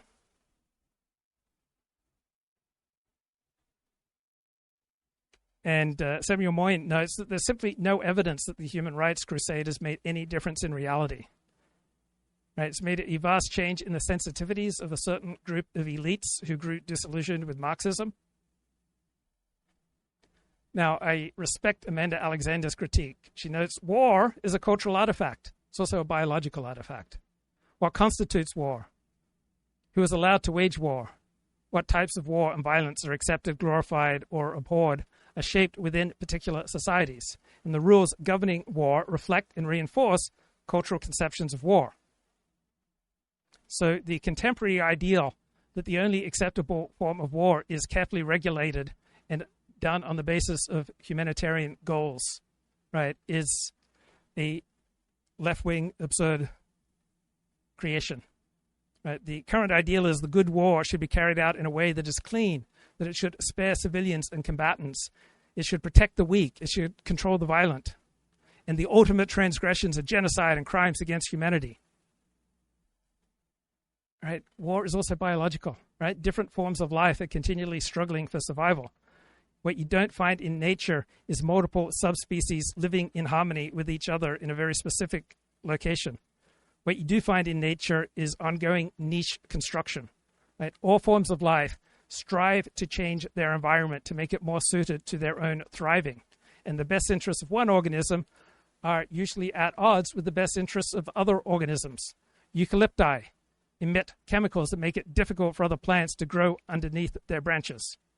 Right? Lemon ants release formic acid as an herbicide. It eliminates trees unsuitable for them. They produce distinctive habitats known as devil's gardens. So cultures that do not wage war effectively die out. The Stanford Encyclopedia of Philosophy, if you're looking for a good online source on philosophy, this is excellent. In its entry on pacifism notes, the absolute ideal of pacifism is effectively impossible to achieve because we must harm and kill other beings to survive. We must kill to eat. Our closest relatives, such as the chimps, are continually waging war on each other. So we may have this contemporary ideal among the most educated that the only acceptable war is a carefully regulated humanitarian war. But ideals will wither when a group fights for its survival. Right? Wars tend to escalate and they tend to overwhelm ideals when survival is at stake. We all have our hero systems. We get our hero systems from our community. Right? It is our hero system that determines what type of violence is acceptable, glorified, or abhorred. And insults to our hero system will tend to be felt as keenly as assaults to our body. A few days prior had thought he's going to go for it, then all of a sudden saying he wasn't. Mike, what do you know about when Trump made this decision? And was that sort of, obfuscation, a head fake, the art of the deal? How do you explain that statement in the context of what just happened an hour ago? I don't know. I think that the press reports about him approving the plan, he may have even tweeted himself. I've lost track of all the comments about approving the plan maybe a week ago, but there's a difference between approving the plan and actually going for it.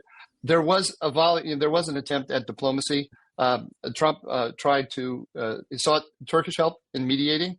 And there are two different reports that I've heard about the results of that mediation. One said that they couldn't get a hold of Khamenei in order to get an answer. Another report I heard, I don't think it's been in the press, but I heard it from a well-informed Turkish source, was different and interesting. And that was that Pezeshkian, the Iranian president, agreed to meet with Trump, but... So Kip says that if 1 million people in the country illegally self-deported, that's just a drop in the bucket because there are 20 to 50 million other illegals nationwide. It's not a drop in the bucket. It's incredibly significant. You'd have to have a strong ideological agenda to want to diminish the accomplishments of this Trump administration to say that 1 million illegal aliens self-deporting just doesn't matter. Refused to accept the condition of no enrichment. And so I think that Trump probably gave diplomacy, we'll find out as time goes on, but I suspect he probably gave diplomacy one more chance. And the Iranians are always too clever by half. And the Iranians have gotten used to, over the years, being able to dictate to the Americans the terms of the negotiation, when the negotiations will take place, what the parameters of the negotiations will be, what the subject of the negotiations will be, and so on. And I think that among all of the other factors influencing Trump is he just got sick of it. And Trump realized back when he killed Qasem Soleimani, he realized something that no other American president grasped, and that's that Iran is, I don't want to say a paper tiger because it has some capability. What jumps out at me with regard to Trump bombing Iran is not Donald Trump's warlike tendencies, but how weak previous presidents have been, how they have chosen not to take on Iran, given that Iran is the principal source of terrorism in the world. Abilities. But it's like a boxer that has one arm that's atrophied and another arm with a really big bicep. But it's not a normal power. It doesn't have a normal military. It doesn't have a normal air force. It doesn't have a normal navy. It has these disruptive military capabilities: drones, ballistic missiles, and cruise missiles, which can overwhelm defenses, and they're quite significant. But it really can't defend itself against a power like the United States. Trump understood that, and he kept trying to explain to them, "You guys are really vulnerable. Cut a deal, or you're going to pay." And they never absorb the fact that they're not the giants that they tell themselves they are. So I noticed in the commentary that people love Israel, valorize Israel's war, and say Israel's doing fantastic. People who hate Israel focus on all the ways that Israel's losing this war. It seems that ideology is having a profound effect on how people are noticing reality. I think one of the things that shocked me, and I went on Fox on Friday, and the host asked me about this, and I realized I didn't have an answer, and I left thinking about it, which was, why hasn't the Iranian response been more vicious? And I'm not diminishing at all the horrors that Haviv's children have been enduring, and have been enduring, by the way. I have been shocked by the ineffectiveness of Iran's response. And I've been shocked by the effectiveness of the Israeli response. For the past 20 months, but it's been especially scary over the past 6 or 7 days. And yet, the kind of nightmare scenarios that a lot of us imagined, a dirty bomb, terrorist attacks taking place all over the world, that's sort of what I imagined could happen. And that has not happened yet. Is that luck? Is that a misunderstanding of the nature of the Iranian threat? Has the Iranian threat just dramatically changed since Israel's war against its proxies began on October 7th? How do we understand that? Is that to me or to Haviv? Either of you. Should I take a shot at it, Haviv? You want to go? So here's my favorite source of information on this war after X. And X was like 5-10 minutes ahead of every major mainstream news outlet with regard to reporting on the American bombing of Iranian news facilities. The greatest live stream, greatest video reports consistently on the Ukraine-Russia war and on this Middle East war, and I will expect on a China invasion of Taiwan come from this one particular channel by two brothers in their early 20s that's called The Enforcer. Right, far and away the greatest coverage of this war, just so far ahead and so more precise and profound than mainstream news. I strongly recommend the Enforcer YouTube channel for staying informed with regard to this war. So, it's probably a couple of things all at once, because there are layers to that. One of them is that Israel has managed in the war, the very beginning of the war, and that was the purpose of it, to demolish, to just take out a huge amount of the leadership of various branches of the IRGC, including the Quds Force. The nice gentleman in charge of all the Quds Force support for Hamas, including planning and funding for October 7, was taken out just yesterday. And that fact that, the entire Air Force leadership of the Quds Force, the Second Army that defends the regime, it's an enormous army, but it's also an incredibly centralized army because its purpose is absolute total loyalty to the regime, including if it should ever face a rebellion from within by the regular Iranian army. And so it's an incredibly centralized army where if you take out the leadership, it becomes dysfunctional. This is Trump took out Qasem Soleimani. They never really recovered with Khamenei. They were never as competent and as capable when Soleimani was gone. So it's a regime that one, that centralization means that it's very susceptible to leadership being assassinated, and that was a major focus of this Israeli campaign. And two, I don't mean to, forgive me, it sounds insulting. I don't want to insult someone when they're down, but I just think they're profoundly incompetent. We've discovered just an astonishing level of incompetence. They failed to build out any serious capability. Right, that strikes me as a dramatic overstatement. Right, I've been surprised by the lack of competence, but I don't think they're as incompetent as that description. So we all have a hero system, and we all have ideals, and we all tend to believe in different utopias, right? Christians dream of the entire world coming to Christ, and a lack of support in reality does not sway many people from the emotional power of their particular hero system, right? That's why it's important to recognize one's own hero system and then recognize where reality may differ. And so people whose hero system is some kind of left-wing human rights extravaganza, right, I understand how it provides sustenance for you, but it doesn't find much support in reality. So human rights has become a purely left-wing obsession. In the 1950s, conceptions of human rights were seized on by many right-of-center thinkers to protect private property and capitalism. So in the 1950s, you could probably say that support for human rights was much more of a focus on the right than on the left. But since the 1970s, right, it's overwhelmingly become an obsession on the left, not on the right. And his reality, we're all stuck in an iron cage together. Nobody's coming to rescue us. We live in an anarchic world. The best way to survive is to be as strong as possible.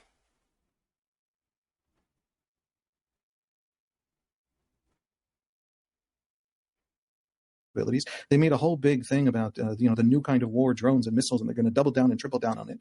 Well, the Israelis did the same thing, but they did it within a much larger, more comprehensive, more layered military framework in which it complements everything an air force can do, everything an infantry can do, everything. And the Iranians just haven't. This is a regime that sits on 10% of the world's oil reserves and manages to keep its country desperately poor through just ideological extremism, mismanagement, and oppression, and the sanctions because of all this stuff. I mean, they just miscalculated everything and everybody. And Habib, forgive me for interrupting. There are people who will hear that and say, given that they are so incompetent, why should we trust the idea that they were on the cusp of getting nuclear weapons? That is a major chorus that has sort of gotten louder and louder over the past few days, who are skeptical, who say, this is another WMD situation. We shouldn't trust any of it. If Iran is such a paper tiger and all of these sort of more basic... Hudson, Mike Duran from Hudson, he makes a great point in this discussion. What is Iran's primary defense? Right? It's American oppression on Israel. That's Iran's primary defense. When that American pressure was reduced, then Iran was revealed to be much more vulnerable than expectations. Right? Israel can destroy Iran's entire economy in a couple of hours.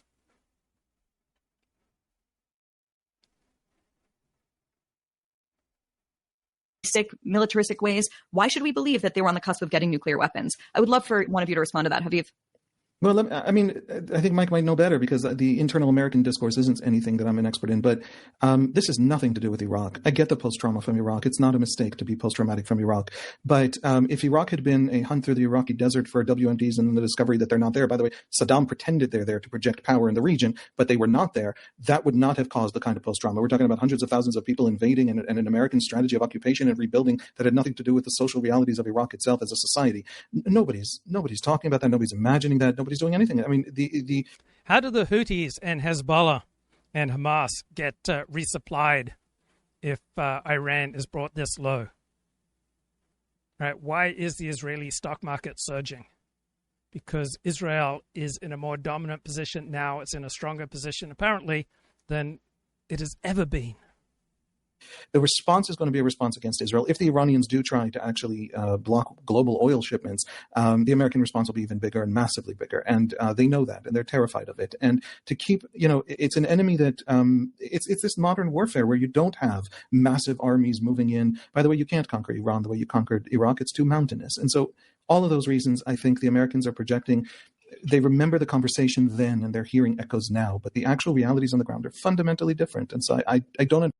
Yeah, not every war is the last war.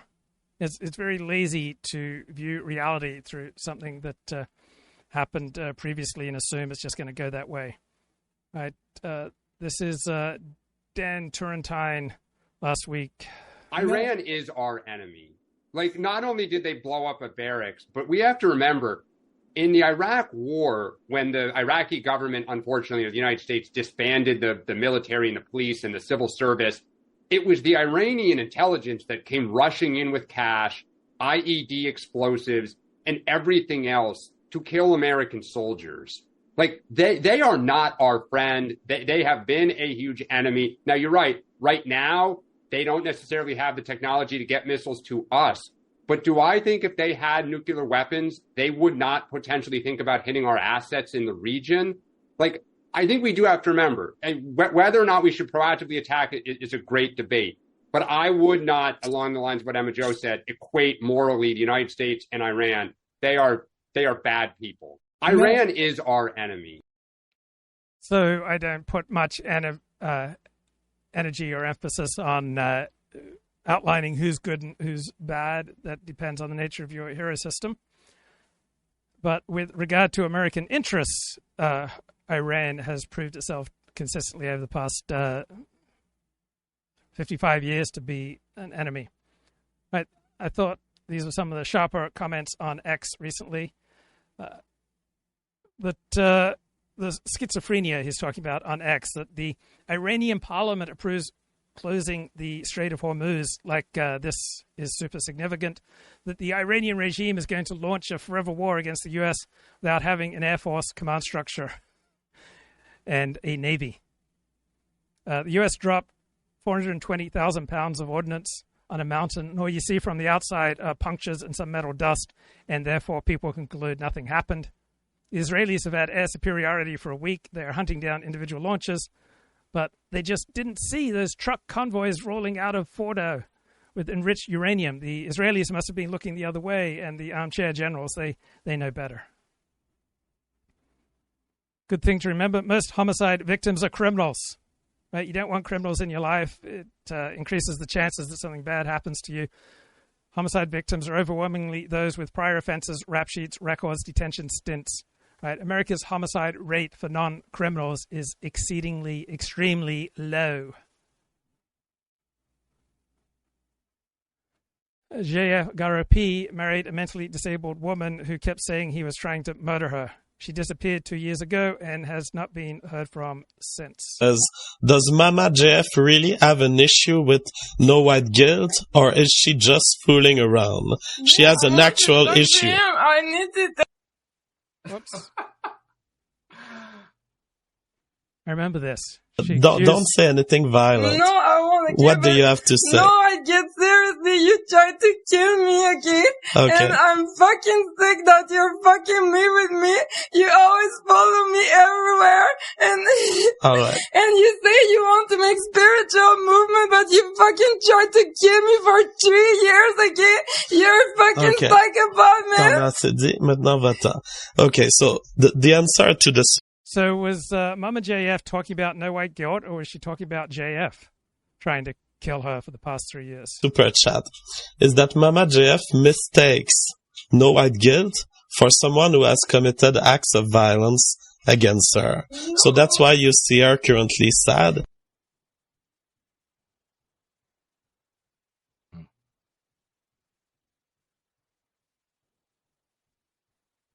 Mama JF has been the victim of an act of violence. It was not by no white guilt at all. She is confused, and because she is confused, she associates no white guilt with...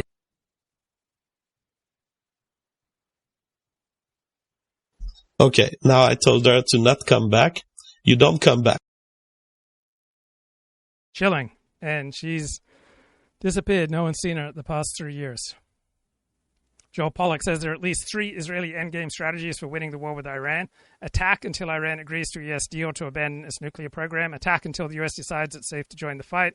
Attack the Iranian regime until the opposition can take over. So when I was going to bed last night, I heard Israel say that it was winding up its attacks on Iran, but then Iran launched a massive missile attack on Israel. So then Israel went back on the offensive. And Mike Duran says, my latest article argues the following 5 points. Trump's Middle East policy is not chaotic. It's calculated.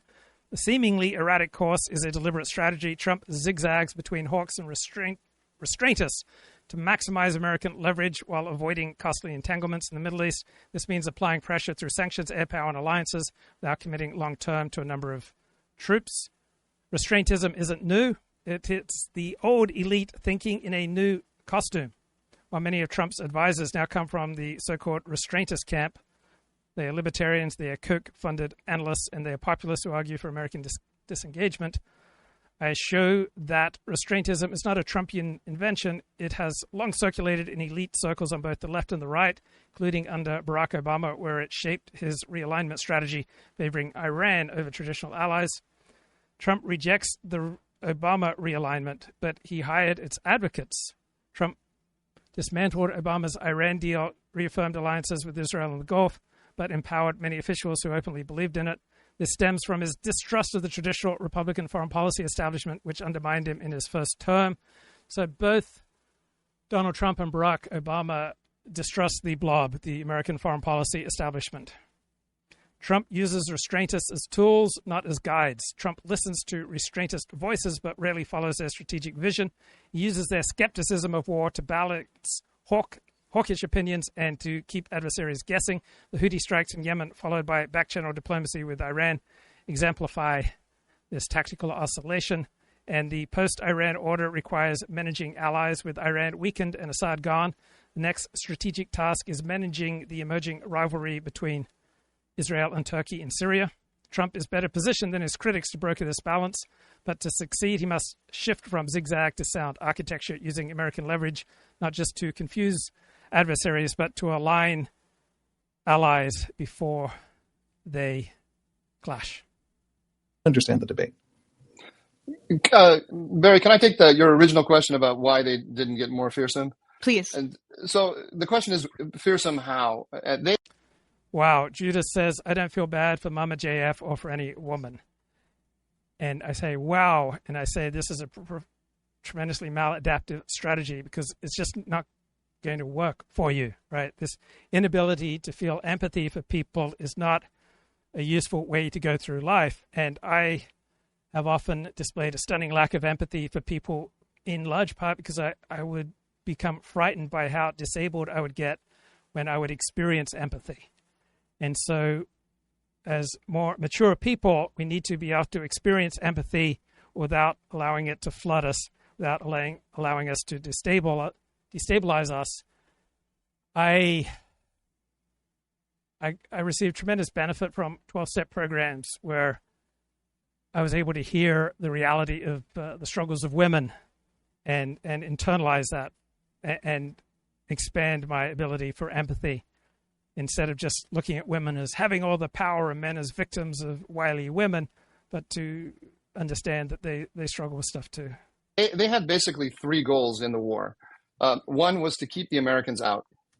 Because ultimately they know that their only defense against Israel, or their major defense against Israel, is American pressure on Israel. No other country can come to their aid in that way. So it was important to stay within certain parameters with the United States. The second thing that they wanted to prevent was the destruction of their oil infrastructure. One of the things that's been interesting here is that Israel has not touched any of their fundamental economic infrastructure. There have been reports about it. There was a report today that the Israelis hit a refinery in Mashhad. That's not true. Completely false. It went everywhere, but it's not true. That didn't happen. So that already creates a kind of a balance. Some of the fearsome things they said they were going to do, they were going to, if the United States joined the war, they're going to hit Saudi Arabia and the UAE and maybe Jordan and other countries. But as Haviv said, if they were to do that, they have the capabilities to do that. But if they did do that, then Israel or the United States would take out their entire economy and could destroy it in a night. That's the thing. And so the Iranians know they have that vulnerability. The third thing that they wanted to do was to outlast the Israelis. And here the question of Israel's Arrow 3 interceptors is the key question. The Iranians have. So 48 hours into the war, this is a sharp analysis on X, which I think still holds up. Israel is causing massive strategic damage to Iran, both to its human capital and its material capital. Security leadership has been almost fully decapitated. Israel has full air superiority, can strike with impunity even in Tehran. Israel has widespread but publicly muted support in the region. And Israel has the overt support from the world's leading superpower, America, and Israel is united and determined. Iran is firing massive missile barrages at Israel, pieces of which can get through, but while painful and intended to terrorize, the damage appears limited and non-strategic. Iran's missile stockpile is dwindling. It has no meaningful foreign support, apart from its damaged proxies and various foreign mouthpieces. And domestic support in Iran seems to be largely limited to regime loyalists. And the tally sheet is crystal clear that all evidence at this point points in the direction of Israeli victory so far. At the beginning of this conflict, the beginning of this round, maybe 3,500 medium-range ballistic missiles, maybe less. But anyway, we're talking about in the thousands. The Israelis probably had about 350. This is speculation, but it's not much more than this. 350 Arrow 3 interceptors, and what they were trying to do was they were projecting out how long the conflict was going to be, trying to preserve.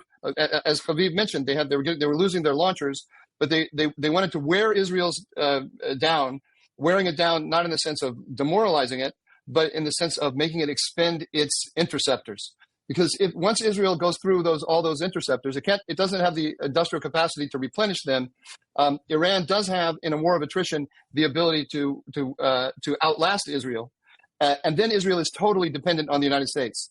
So the Iranians were hoping for like another week, another 2 weeks, continuing to put out all their fearsome rhetoric. We live on jihad and air. We're not normal Homo sapiens, not like you, and so all of this destruction of our capabilities is nothing to us, and we'll continue to fight. And then we'll get to the point where Israel can no longer really defend itself alone, and then they'll cut a deal with the Americans. That's how that was their plan. But they don't have. Wow, that seems an echo of the analysis on the Duran podcast and the analysis by John Mearsheimer. His excerpt from Dan Turrentine. Where are the Democrats on this, and why have we not heard so much from them? Well, I think it's not just Democrats. I think you haven't heard from most members of Congress because this is so jarring. It's so new. You think about the Iraq War from when Dick Cheney gave that speech at the VFW. Right, and this is from last Thursday, right, prior to Trump bombing. In late August of 2002 until George W. Bush, pulled the trigger, so to speak, in March of 2003. The country debated this during, congressional debates, every talk show, editorial page. For months and months and months, we debated, should we do this? This is not even 7 days old. And a comment in the chat. Have you noticed Nick Fuentes lately?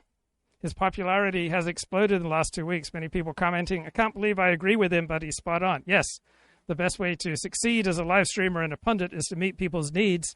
And Nick Fuentes is meeting the needs of those who don't want America to join the fight against Iran. And there's the conversation of, should we assist Israel with bunker busters to try to take out Fedoro? But there's the much bigger conversation of then what? And I think it's not just Democrats, moderates, or progressives. It's Republicans who are all trying to, in real time, in a very quick way, figure this out because Israel has found so much success so fast that I think it's stunned everybody. And I think Israel is now like, we have a chance to not just take out their nuclear program, but the other big question is, do they take out the regime? And then what comes after it? Who owns it? Who protects it? Who funds it? I imagine they would need our help. So I think Trump is right to take his time, but just as Trump is right to take his time, I think Democrats and Republicans are wise to be very careful what you say and try to think this through. Dan, scale of 1 to 10, how good is Trump doing? 1 to 10, did I say that? Yeah, I'm going to say a 5 just because I think his patience and caution is right. But I also think one of his problems is he jumped out a couple of days ago when Israel was really having success and started saying stuff like, we, the U.S., control the skies. We're going to, we are a part of this. We might have to do this. And I think now the momentum got so far down the tracks that now he's starting to try to pull it back to say, give me time. I don't want to have to make this decision quickly. And God forbid there's a negative comment about Dana Perina's looks in the chat. And Dennis Prager, the talk show host, made a profound point that when he's speaking on the radio and he gets feedback, it's overwhelmingly about what he says. And when he's on TV, right, the feedback that he gets is overwhelmingly about what he looks like. And the Torah notes that the eye is the most superficial of organs. So what is Nick Fuentes having to say? This was posted June 18. Because they recognize that once Iran is gone, Israel dominates everybody. Now Saudi Arabia is the complete suzerain They're completely subordinate to Israel. And the question is, what happens then when Israel controls the Persian Gulf, the Suez? They control this landmass in the center of Asia, Europe, and Africa. All these Belt and Road, highways and ports and sea routes, the IMEC, the India, Middle East, Europe corridor, all of that will be under their control. And I think it's not far-fetched to say this is like a play for superpower status. And people can say, you know, they're a tiny country with a small population. So was Great Britain. Great Britain was a tiny island. In the era of AI and technology and spying, Israel, and with if you've got the U.S. doing whatever you say, you are the superpower. Precisely. With their spies and Cyanim, their representatives in every capital, from Washington to Europe to Moscow. Russia's staying out of this one. They're not protecting Iran. This is something like a global empire, like a King Solomon. Every country's coming to pay tribute. They sit in the center of the world island, the crossroads between all the critical minerals, the world's industry in China. Is the Messiah. He could be. He could be fashioning himself as some kind of like a Messiah figure. And, you know, you mentioned this earlier. We're approaching the summer solstice. The operation started on June 13th, 613, which is a very important number in Judaism. It's the number of commandments in the Jewish Bible, 613 commandments in the Mishnah Torah, where they lay them all out. You almost wonder then, is the next step a play for the temple? Once Iran is gone, with Hamas defeated, with the Palestinian question a domestic issue for Israel, does this pave the way for an annexation of the West Bank, Jerusalem, and the rebuilding of a third temple? I mean, for anybody that's a Christian, whether you're Catholic or Protestant, whatever sect of Christian you are, the idea that the temple could be rebuilt is a very ominous signal of the kind of biblical times that we're living in. Okay, Nick Fuentes apparently has been showing up on InfoWars on a daily basis. I slightly disagree with Haviv in saying they're totally incompetent. They're very clever, and they do have these very significant capabilities, the drones, ballistic missiles, and cruise missiles. Remember, the Israelis came out and explained, the prime minister explained, this war from an Israeli point of view has two goals: destroying the Iranian nuclear program, but also destroying the ballistic missile program. Because what happened after the October round of fighting was Israel very cleverly took out these mixers for the solid fuel propellant that create these dangerous medium-range ballistic missiles that break through Israel's missile and air and missile defense system. And the Israelis assessed, after taking out those mixers, that they had destroyed Iran's production line of medium-range ballistic missiles for at least a year. But that's not what happened. What happened is the Chinese stepped in, provided new equipment, and Iran started building these missiles again. And Iran was out to not just to replenish all its supplies, but to double or triple the size of its arsenal. That would make it have the largest ballistic missile arsenal in the world, capable of overwhelming the defenses of everyone. That's a very serious capability. And they were using it to pretty good effect. They still are today, using it to pretty good effect. But the thing with the Iranians is that's all they have. They have terrorism, the threat of a nuclear weapon, and these ballistic missiles. They don't have any of the other capabilities that a middle power normally has. Like I'm here in Turkey. Turkey has a real military. Iran doesn't. Well, which raises just add? Sorry. Yeah, Haviv.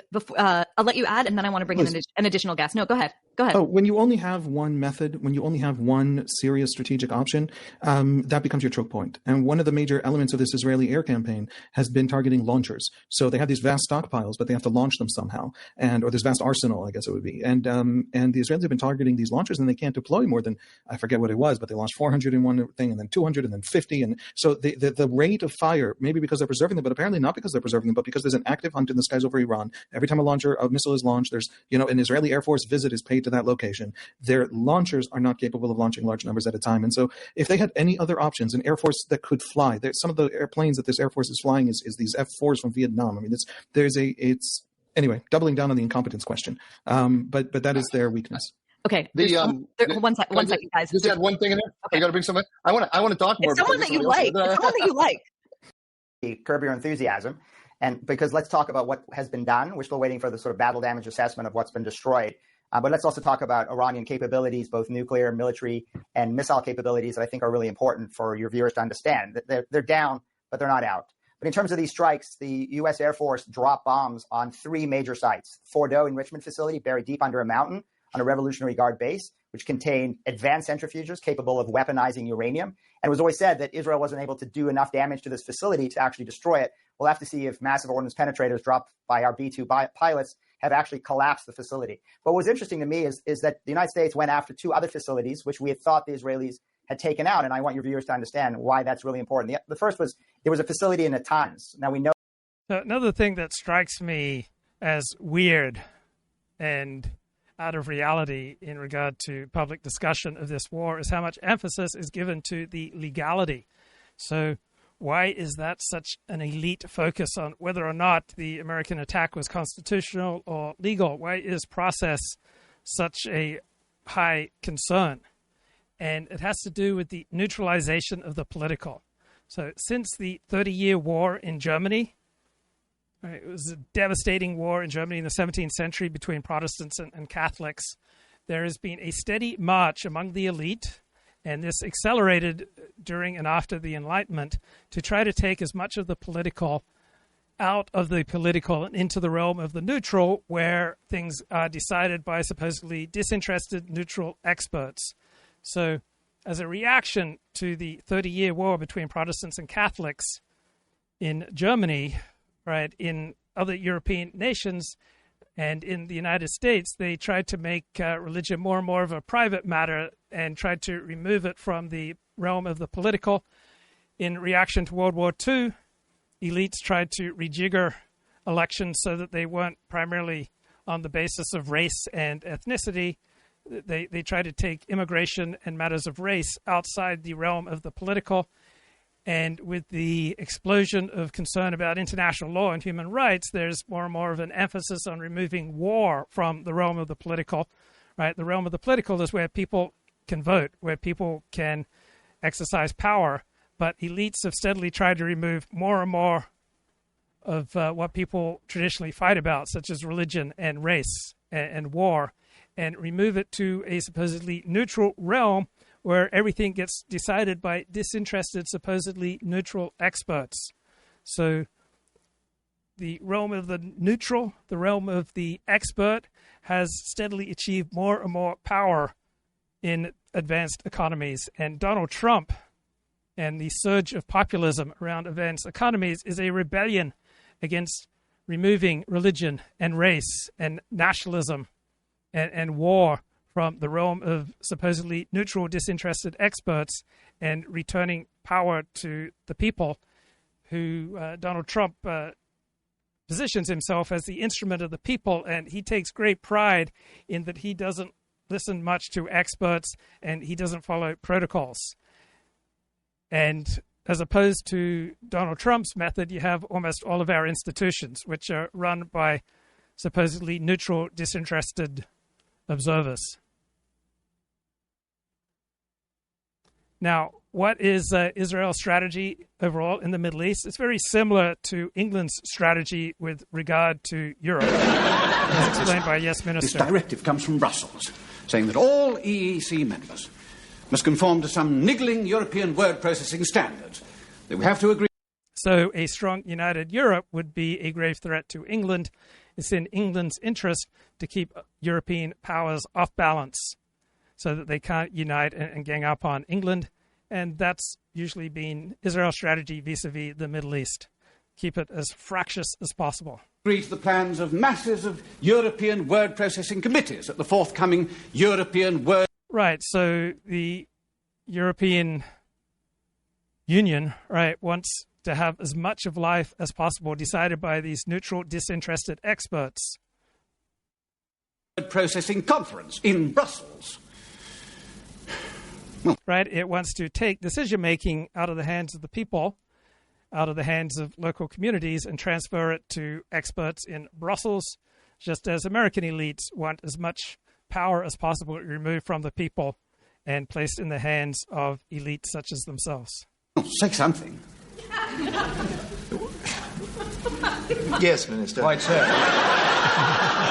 I have loved season 2 of America's Sweethearts about the Dallas Cowboy cheerleaders. Just a terrific show. I love everything directed by, I think, Greg Whiteley.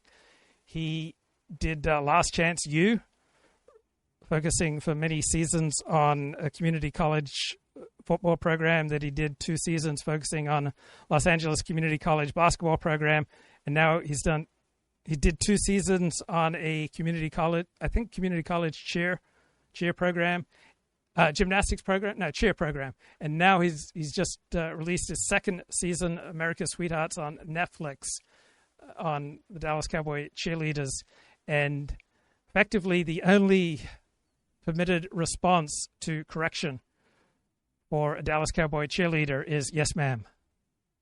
But in California life, or in much of life, you're not supposed to say yes, ma'am, because it's a way of inferring that the person giving you direction is old. Is that all you want to say? Well, Minister, I'm afraid that is the penalty we have to pay for trying to pretend that we're Europeans. Believe me, I fully understand your hostility to Europe. I'm not like... So this show is excellent at revealing the difference between rhetoric and reality, and how countries are often incentivized to engage in nefarious activity against other countries. Like you, Humphrey. I'm pro-Europe. I'm just anti-Brussels. I sometimes think you're anti-Europe and pro-Brussels. Oh, Minister, I'm neither pro nor anti-anything. I'm merely a humble vessel into which ministers pour the fruits of their deliberations. I am unaware of any funnier and wiser show about politics than Yes, Minister. But it could well be argued that given the absurdity of the whole European idea...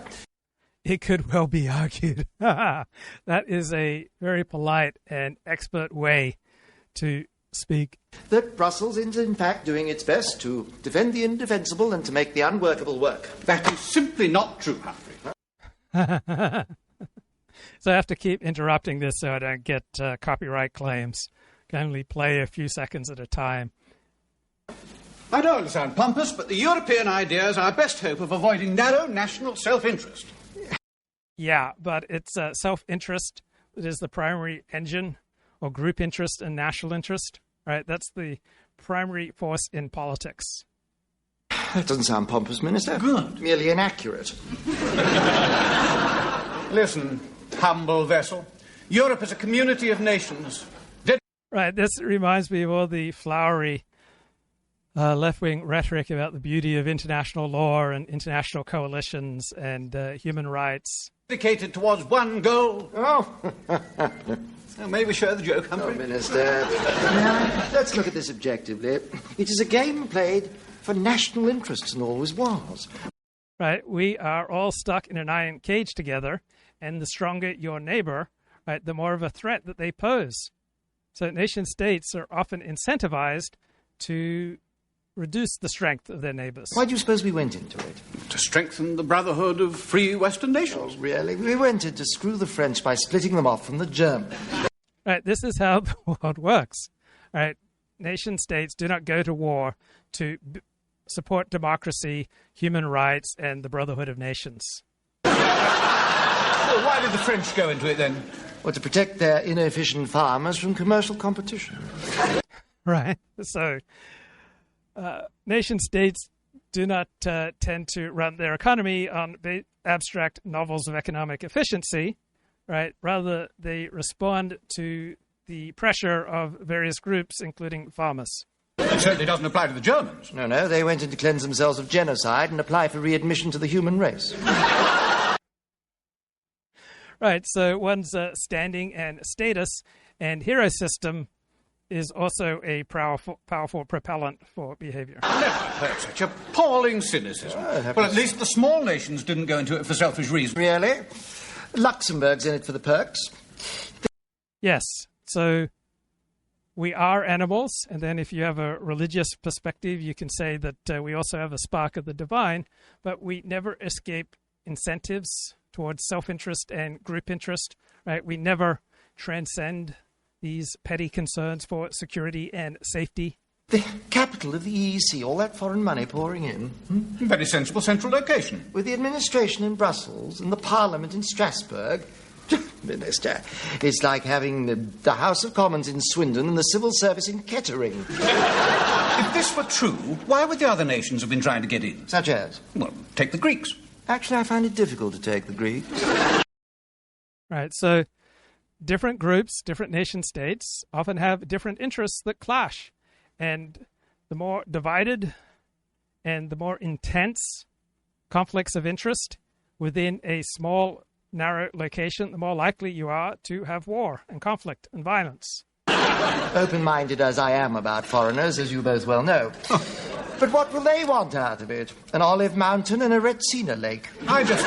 And responding to the chat, yes, I wear my kippah in public, though I didn't always do that when I was in Australia.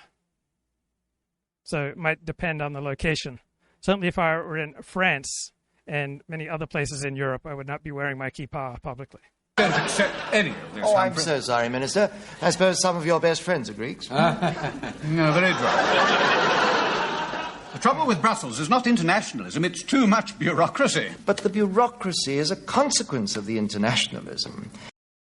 So you can't get anything done on a large-scale basis without some bureaucracy. And bureaucrats, like every other group, want to maximize their own power. They don't want to be under the thumb of the courts. And so it's almost always impossible to sue a government bureaucrat. And they don't want to be under the thumb of the executive, right? They want as much independence, prestige, power, and income for themselves.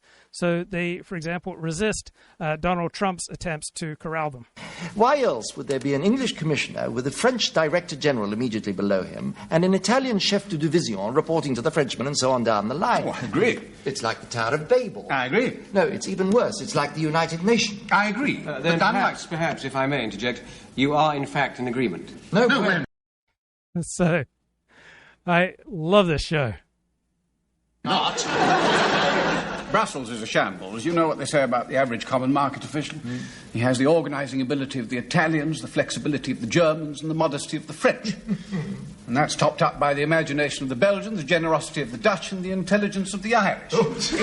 Oh my, engaging in national stereotypes. Very, very droll. You had so much more freedom of speech in the 1970s than you do now. It's all a great big gravy train. What do you mean? They live on champagne and caviar, chauffeur-driven Mercedes, private aeroplanes. Every one of those officials has got his snout in the trough. Most of them have got their two front trotters in as well. Oh, Minister, I beg to differ. Brussels is full of busy, hard-working public servants who have to endure a lot of exhausting travel and... Right, so we're all a combination of selfishness and idealism, right? The more freedom you give people, right, the more they're often likely to abuse it unless you have strong incentives corralling people in pro-social directions. Tedious entertainment. Oh, terribly tedious. Working their way through all that smoked salmon, forcing back all that champagne. Well, in any case, Minister, I think you're blaming the wrong people. Yes, Minister. All right, love that show.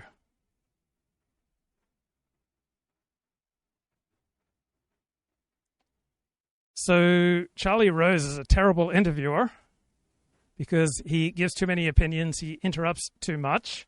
But yes, sometimes some thoughtful guests. This is David Ignatius. This is a moment where the future of Iran, to a lesser extent, the future of Israel, are really up for grabs. I see Iran. So David Ignatius writes a foreign affairs column for the Washington Post. He is far superior to Tom Friedman. Don't confuse them. And this discussion, I think, took place prior to Trump bombing Iran. In this long arc that began in 1979 with the Iranian Revolution. And I think what happens this week, over the next few weeks, will affect that arc. Either that arc will continue, revolutionary Iran will continue to destabilize the world and threaten Israel, or see an end to that arc and a different story beginning. For Ayatollah Khamenei, the question is, will he be alive a week from now? Israel is talked very specifically about trying to target him, made clear that they know where he is. I'm sure his location changed soon after that, yes. But they seem to be pretty good at tracking people. But that's the consequence for him is one of personal physical survival. And then obviously beyond that, survival of his regime.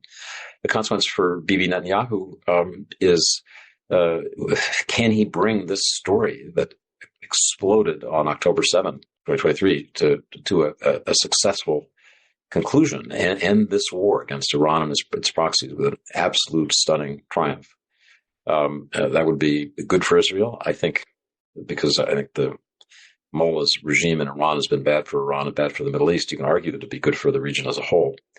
For Donald Trump, I think this is the most consequential decision of his presidency. This is the moment in which he has to decide how to use power in a situation where he doesn't know what the consequences will be. You ask what are the consequences? He doesn't know. And no one can tell him this is a weapon. And I'm referring here to the so-called bunker buster bomb that has never been used in real action. It's been tested, but nobody knows quite how it would work in practice. The test suggests that it would penetrate the Iranian bunker at Fordo, where they have a lot of their centrifuges and other nuclear equipment, but nobody knows exactly how that would work. You got to fly it in with B-2 bombers. You probably have to send in 2 B-2 bombers in contested airspace, but they're stealthy and they fly very high, but they could be shot down. You don't know that they wouldn't be vulnerable. And then beyond that, you don't know how Iran would react. You don't know whether Iran would, say, mine the Straits of Hormuz, disrupting oil supplies for an indefinite period. You don't know whether Iran would strike at U.S. bases in the region, causing mass casualties among Americans. You don't know whether Iran would sail missiles into the skyscrapers of our wealthy Gulf Arab allies, United Arab Emirates, Saudi Arabia. There are just so many things you don't know. And my own feeling, Charlie, is that it hit Donald Trump this week that in this situation where he didn't know the consequences of his actions, but there were possible severe dangers, that he wanted to wait. He wanted to take a little more time. And I think that instinct is often a good one. When you're not sure what to do, don't do anything. It's one of my life rules over the years. So that's my brief summary. But again, I begin with the reality that I don't want to repeat that. He means it. Do we have any idea? And the continuing negotiations. Then as Israel's attack was successful, it was as if he really wanted to claim credit for it. Israel was getting a win. He wanted part of that win. So David Ignatius is deeply embedded with the American foreign policy elite. So he usually writes from the perspective of America's foreign policy elite, particularly America's intelligence agencies. And so he is unhappy with Donald Trump not following the direction of the elite and not observing traditional protocols, which, let's think about American foreign policy since the end of the Cold War. It's been far more of a disaster than in the national interest. So following the protocols is absolutely no guarantee of a good outcome. He wants to be a winner, too. So by early this week, he was talking about how we control the skies over Iran, as if this was the United States war. And he was talking about how we could take out Ayatollah Khamenei. We're not going to do it for now, but we could. So suddenly he was personalizing it in a different way. And I think it was because he could see that the tide of action had shifted. But then, as I say, he pulled back from that. Who was he listening to? Who convinced him to step back? If I had to nominate one prime mover, and this is just a guess, it would be Vice President J.D. Vance. I think his role in this presidency is of increasing importance. And I think his people, his national... So David Ignatius is speaking here before Trump unleashed the bombs. And he thought that J.D. Vance was persuading Trump to not bomb. Security Advisor Andy Baker is probably the most important NSC person now, with Rubio, Marco Rubio, the Secretary of State, wearing 2 hats, nominally National Security Advisor. But I think J.D. Vance's National Security Advisor, Baker, is probably a central person. Beyond that, I'm honestly just guessing. I'm embarrassed. I cover national security. I should be able to tell you exactly how that is working. But this is a pretty opaque White House. Well, the vice president is generally opposed to the war. And they're not following the advice of disinterested, neutral experts who simply want what is true and good. Axios reports the request of the Trump administration, the Israeli Air Force took out multiple Iranian air defense systems in the 48 hours leading up to the U.S. strike on Iran's Fordo nuclear facility. And the leader of the United Nations, is gravely alarmed by the use of force by the U.S. against Iran. Britt Hume notes he speaks as if there was international peace and security in a world where Iran was closing in on a nuclear weapon and spreading terror throughout the world. So I just love David Ignatius' veneration of policy and protocol. In Ukraine. So his reputation, and certainly his public speeches support this, is that he's opposed to American intervention abroad, the kind of easy, often idealistic, values-driven interventions that the United States made, most obviously the wars in Iraq and Afghanistan. But he more generally wants to see the United States pull back from commitments. He has been opposed to significant extension of American support for Ukraine, I think, very mistakenly. But yeah, in general, I think he's somebody who feels that we need.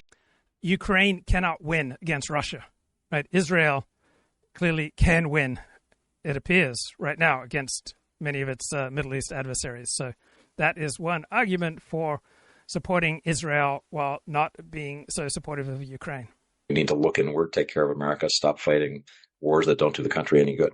That would be his argument. I don't agree with it, but it would be his argument. There is also the fact that the president, as you suggested, may have changed some of his opinions as he thought about it. My question is, where might he have learned from recent history in terms of presidential decision-making of consequence? So he obviously learned from his own first term as president. He had a lot of people trying to steer him, and he grew over time to mistrust them increasingly. He made a That's not unusual for a president, is it? It's not unusual, and it's not a bad thing. I think one thing that's actually good about this Iran crisis is it sobers the president up to face a crisis of this magnitude. And you see a little bit of that in Trump. But, he said to a journalist yesterday, "Come on, you don't expect me to talk about that, do you?" When somebody was pressing him about what he was going to do, was he going to bomb or not bomb, and there was a look in his eye that just sort of said, "You have no idea what I'm dealing with here, brother." Well, and he also criticized the Wall Street Journal because they had reported that he was leaning in a certain direction, and he simply said, "The Wall Street Journal doesn't know, in this case, where I'm leaning." He also said, "I don't know up until a second before I make a decision what I'm going to decide." That may be true with him, but if it is true, it's worrying. I mean, the whole premise of our national security process is that we have careful, considered discussion. It's supposed to work from the agencies up. You have interagency committees that meet to discuss problems and intelligence, and then they have the deputies, the number two people in each agency, who meet to frame basic policy plans. And then those are put to the principals committee, which is all the cabinet secretaries. They meet around the table in the Situation Room, and the president and vice president listen, and then the president makes a considered decision. But it's the product of all that careful thinking, thinking about the strategic consequences, the what ifs. You have red teams that say, suppose every assumption we've made is wrong, what happens then? That's the way national security decisions are supposed to be made, because they're so consequential, as you said in the beginning. What are the consequences?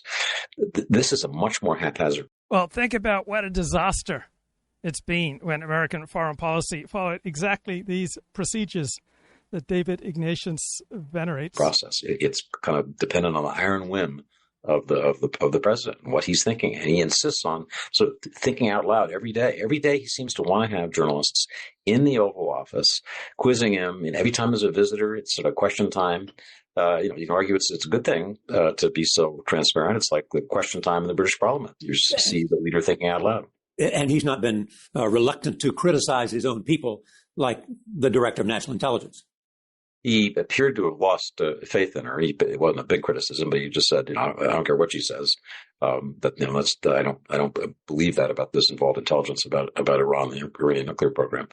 But it's a weird sort of daily floating. How to describe it?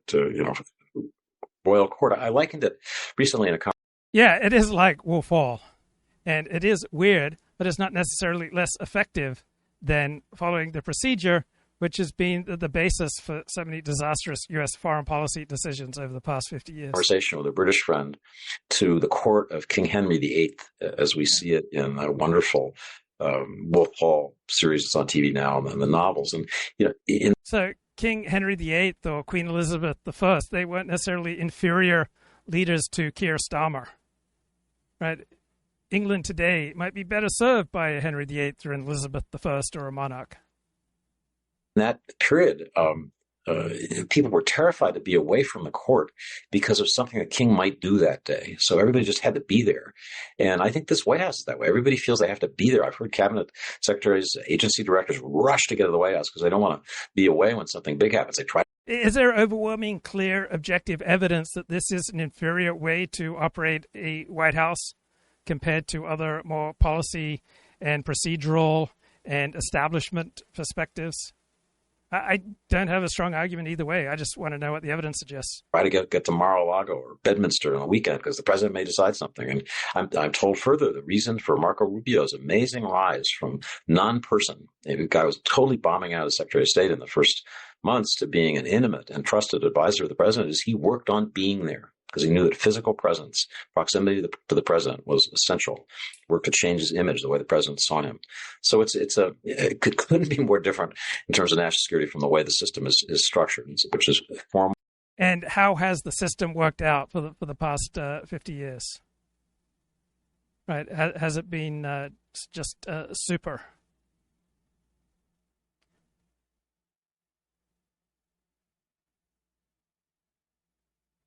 Okay, what else have I got here? It's interesting how the pro-Israel crowd is making much more sophisticated and nationalist arguments about how America should act in its own interest these days. And this is the leader of national conservatism and the author of a well-received book on nationalism, Yoram Hazony. Founding of the nationalism movement that has swept up so much of Europe and, of course, the United States administration.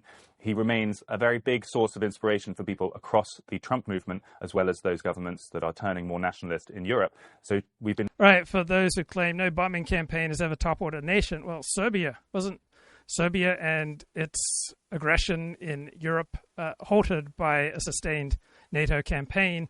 Muammar Gaddafi's regime was toppled overwhelmingly by an air campaign in Libya. Been really looking forward to hearing from you, Professor. And even if it never happened before, it doesn't mean it couldn't happen now. Welcome to Unheard. Absolutely. Thank you. Yoram, let me start by asking, what do you believe the purpose of this Israeli action actually is? Let's think back to October 7th, 2023, with the horrific surprise invasion of Israel from Gaza by Iranian-supplied, Iranian-backed, Iranian-funded Hamas terrorist organization. Now, I love the rhetorical shift now that the pro-Israel crowd is making to much more focus on American interests, right? Rhetorical shifts, ideological shifts. Right, verbal shifts are important. If you remember those days, within a few days after that attack, Prime Minister Netanyahu, the chief of the general military staff, and the defense minister appeared on Israeli television, spoke before the Israeli and Jewish people and before the world, and described the war that was coming. And Netanyahu's description was of a long war. He said that it will be a war of months, if not years. And so this conversation took place about 6 days ago, well before Trump bombed Iran. The outline was already there. It was clear that the source of this horrific atrocity was in Iran, and that the goal would have to be to peel back stage by stage the protective layers of Iranian proxies that had been built up over 25 years on Israel's borders, and then eventually to take the war to Iran. So what we are seeing now over the last few days is the culmination of that Israeli campaign that was promised back in those days. Israel has, in fact, been at war with Iran for decades, but the stage at which the Iranians thought that they would be able to move quickly to destroy Israel, we finally reached there. And the Israeli public, left and right, is completely united around the clear understanding that this is a genocidal regime which has promised to destroy Israel many, many times on a daily basis, chance death to Israel. And Israel can't live with an Iranian nuclear weapon. Israel can't live with ballistic missiles that can carry nuclear warheads and can reach the state of Israel. And by the way, reach plenty of other countries as well. But our interest at the moment is absolutely clear. It's been the same as it has been for the last 2 years, which is to eliminate Iran's nuclear capacity. Do you think that is an achievable objective? There's the specific question of nuclear capacity that can be eroded, if not completely destroyed. But the underlying question, which you started with, which is why does this regime continue to fund proxies that are intent on the destruction of Israel? Will that be helped or hindered by bombing Iran? I mean, even if it's successful in the short term, won't Israel just increase the enmity that that regime feels towards Israel? It's a completely fair question, but I hope you don't mind. So what is fueling Israel's war against Iran? In particular, what is the fuel for Israel's pilots who are demonstrating stunning command over the past 10 days? Might be caffeine, might be modafinil, might be Adderall, but the greatest source of strength and fuel and energy is a collective sense of purpose, a sense of national cohesion. Pretty much the entire Israeli nation is united behind this war against Iran. It's going swimmingly well, and that collective sense of cohesion and purpose riding high on a wave of success, I suspect that's the greatest fuel. And if mind a frank answer, when somebody's developing nuclear weapons with the declared explicit aim of eradicating you and your children and your entire population, then you don't worry about making them matter. They're already at maximum. And so the things can only improve from where they are right now from the perspective of the state of Israel. With regard to your particular question, is it possible for us to achieve the elimination of Iran's nuclear program? The answer is absolutely yes. So I don't have an opinion on whether Israel did the right thing in going to war with Iran. I don't have an opinion on who's right about the intelligence with regard to Iran getting a nuclear weapon. And I do not have an opinion on the wisdom of Donald Trump bombing Iranian nuclear facilities. It's possible. I'm not saying that it's simple because, as you know, some of these facilities are buried deep underground, under mountains. The options for Israel to attack those facilities alone, they do exist. There's a number of possible ways in which, even under Fordow and other sites buried deep underground, there are ways that, given time, Israel should be able to do this alone. But of course, these days, there's also the question that the Americans are going to be deciding about whether they are going to join into the campaign. This is not something I would call for. It's not something I would ever ask for. The Americans have to make that decision themselves. But one of the possible ways that this is going to unfold is that President Trump decides that it's in the American national interest and that they assist with the particularly difficult aspects of this campaign. I mean, this is now getting to the heart of it because there's a lot of paranoia and allegations around this, that actually all of this is a precursor to involving the US directly. I mean, do you believe that it is Israel's objective to get the Americans directly involved? Because, as you seem to imply, they're kind of necessary to complete the job as regards the nuclear facilities. No, I don't think that they're necessary. That's certainly not Israel's official position. And I believe Israel's official position is in fact realistic. My friend, the Foreign Minister Gideon Sa'ar, and the National Security Advisor Tzachi Hanegbi, both of them have clarified in the last couple of days that this campaign has been designed by Israel to end the Iranian nuclear program on the basis of Israel alone. And so Israel has told Iran that it's willing to have a ceasefire. Right? If Iran halts attacks and indicates a desire for a ceasefire, Israel is now willing to agree. The details of this, I don't think it's responsible for me to go too far into this, but suffice to say that Israel in the last 2 years has practiced, this is a matter of public knowledge, anyone can check this, different techniques for using the arsenal that Israel has at this time for tunneling deep underground. We've used that effectively against the Hezbollah, and also for ground operations against. These are extremely diverse movements where there's been a great deal of openness on many different subjects. The nationalist conservatives have always had internal disagreements on issues like appropriate foreign policy. We're united in thinking that the global liberal empire, if you can call it that. So the United States has called on China to stop Iran from closing the Strait of Hormuz. If Iran did this, it'd be devastating for the Chinese economy. The idea that America has to be the world's policeman and to engage in conflicts in every corner of the world in order to spread liberalism that's obviously been extremely controversial, and everyone on the nationalist right is skeptical of those old liberal internationalist policies. But the question of whether the United States... So Netanyahu has been asked about the reports of nuclear warheads transferred from North Korea to Iran, and he refused to comment. Should become, kind of like a pacifist nation, a country that does not support wars and does not get involved with wars at all. Well, that question has come to a head in the last few months. And look, there's always been different. So military analysts in Israel believe that Fordo has sustained serious damage but has not been completely destroyed. Different schools on this. One school, we could call it the Trump doctrine school, advocated by thinkers like Michael Anton and myself and others.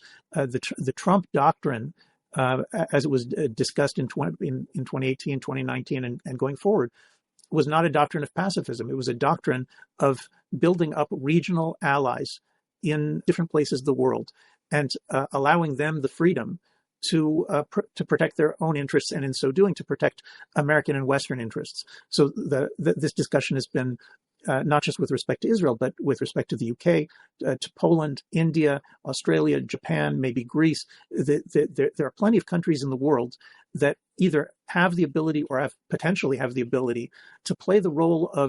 So Nancy Pelosi was all on board with bombing Gaddafi, right? She commended Barack Obama for his leadership.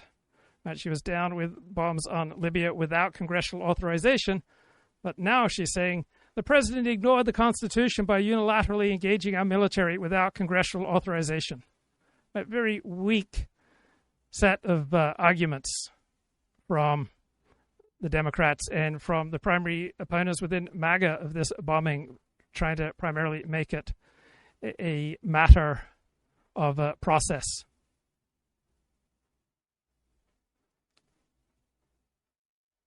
So let's have a look here at some of the smartest, sharpest things that I've found on the platform X. So we got additional high-resolution satellite images collected this morning of 2 Iranian nuclear facilities, the Isfahan Nuclear Technology Center and the Natanz Enrichment Center. So we see extensive damage. Now, with regard to Fordo, right, we see the aftermath, several large diameter holes, craters seen on top of a ridge over the underground complex.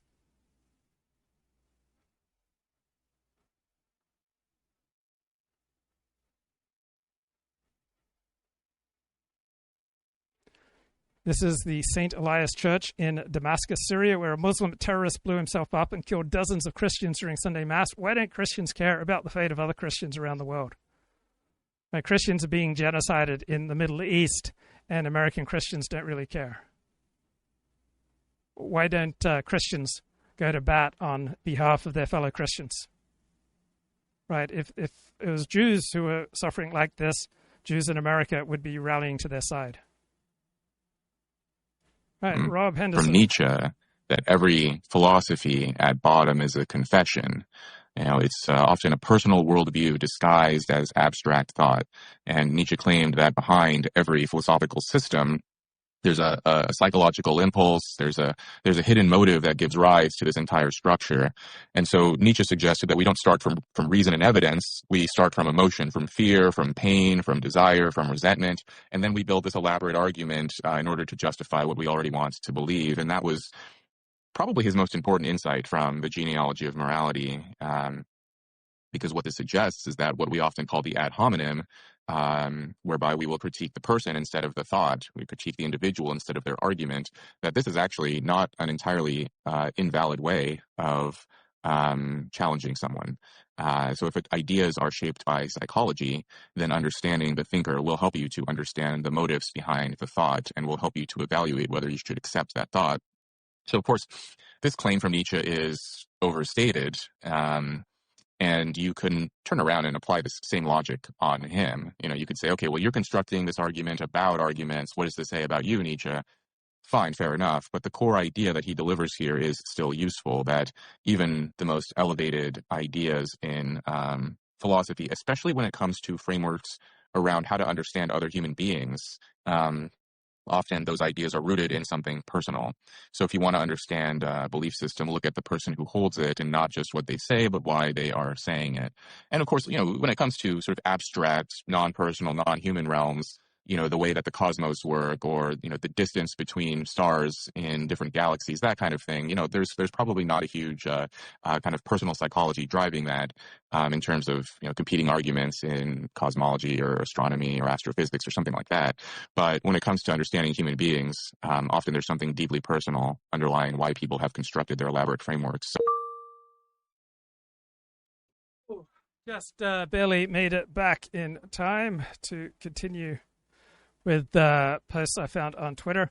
Anti-Trump, pro-Iran protesters currently outside of the White House chanting "Hands off Iran," waving Iranian flags and socialist signs. Protest was organized by groups associated with George Soros and the Muslim Brotherhood.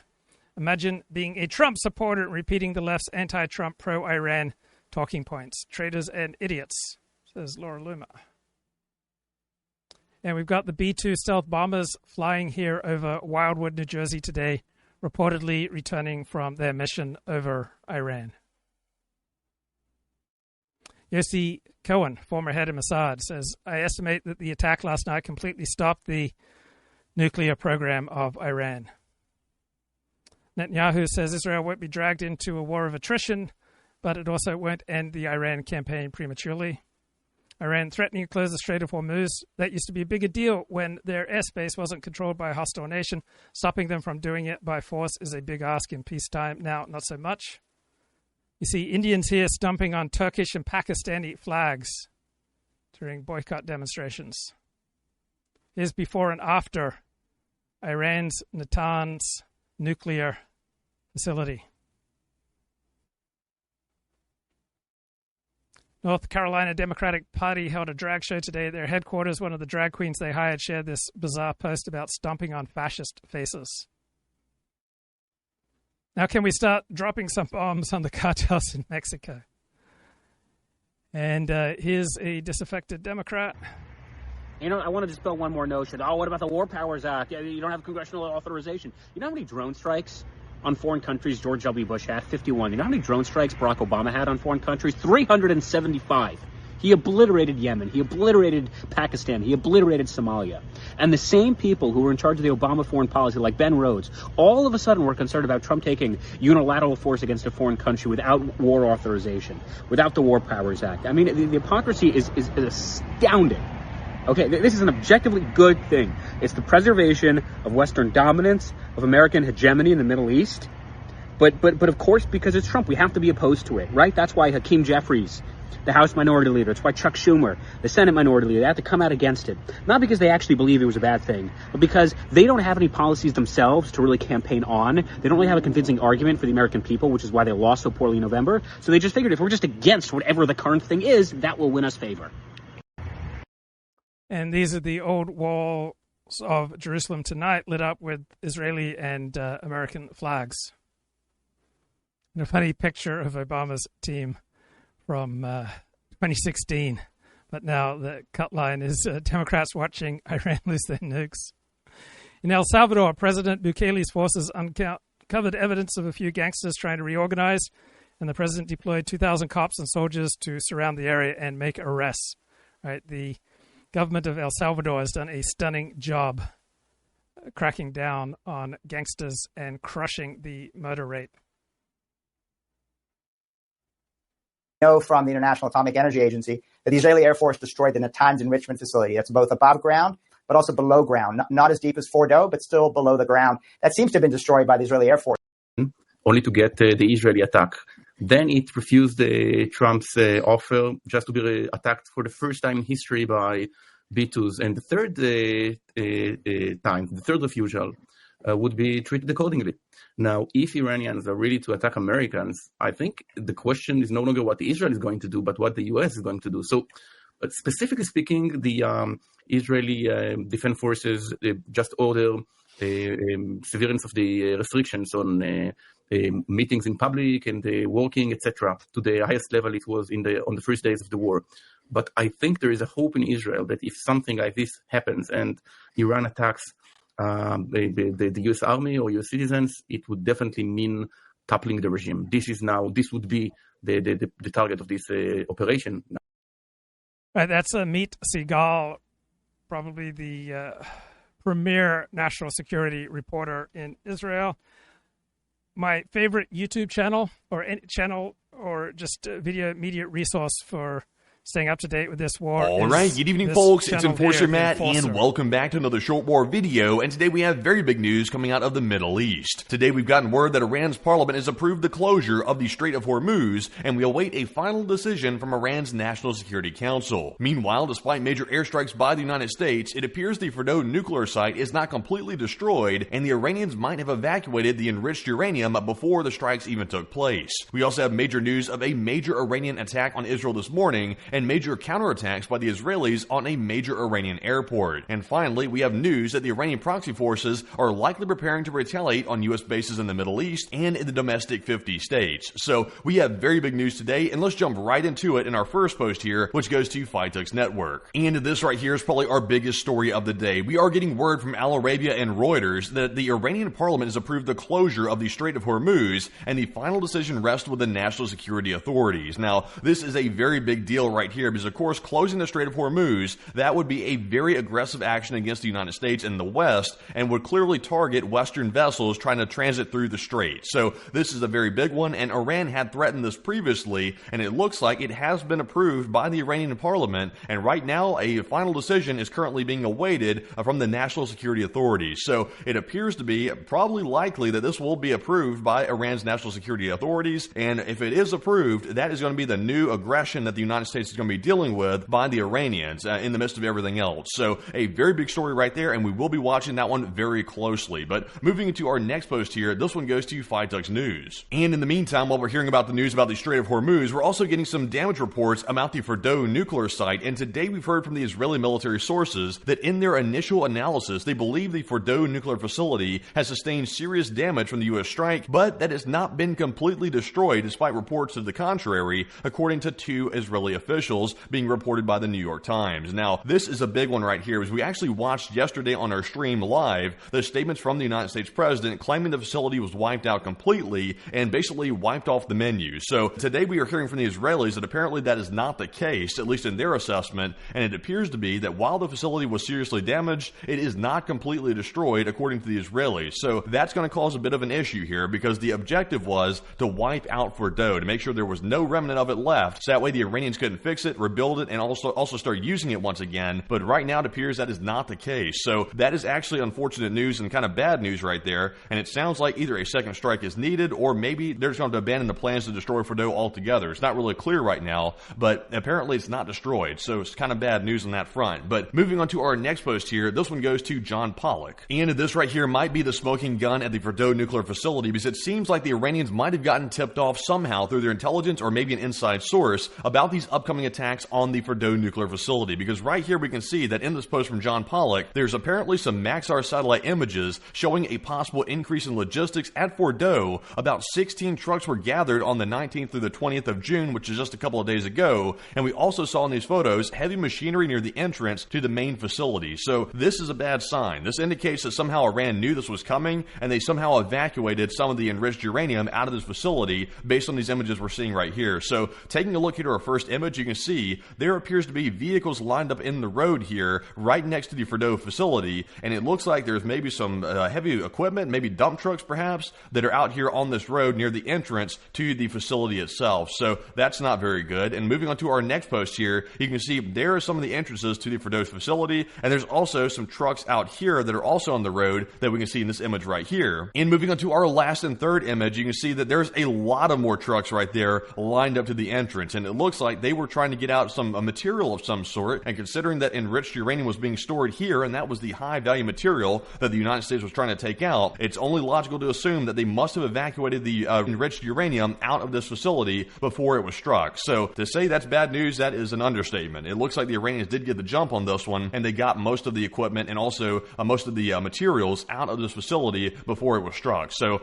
not good, and right now the initial assessment is that they mostly got it out. So with that, moving on to our next post here, this one goes to Fitux News once again, and we do have confirmation from Israeli officials about the worst case scenario. And we can see right here in the post from Fitux that the Israeli officials also said it appeared that Iran did indeed move equipment, including uranium, from the site. So that is confirmation of the worst case scenario, and right now we're really not clear where they moved the uranium to. So that's a big one, and we'll have to keep an eye on that to see exactly where this is going to go and if they've located where the uranium went. We are aware of some other sites that were struck by the United States the other night, but so far we're not sure if the new site for the uranium was struck in these attacks that we saw last night. So we're currently waiting confirmation to hear exactly where this is going to go, considering the fact that the uranium is now missing essentially. But moving into our next post here, this one goes to Fitux News once again. And we've also gotten some satellite footage of the Fordo nuclear facility, and it shows here the 6 mop entrance holes over the Fordo nuclear site. And we can see right here in the imagery, which was provided by Fitux News from Maxar, you can see there are 3, and there's another 3 down here at the bottom.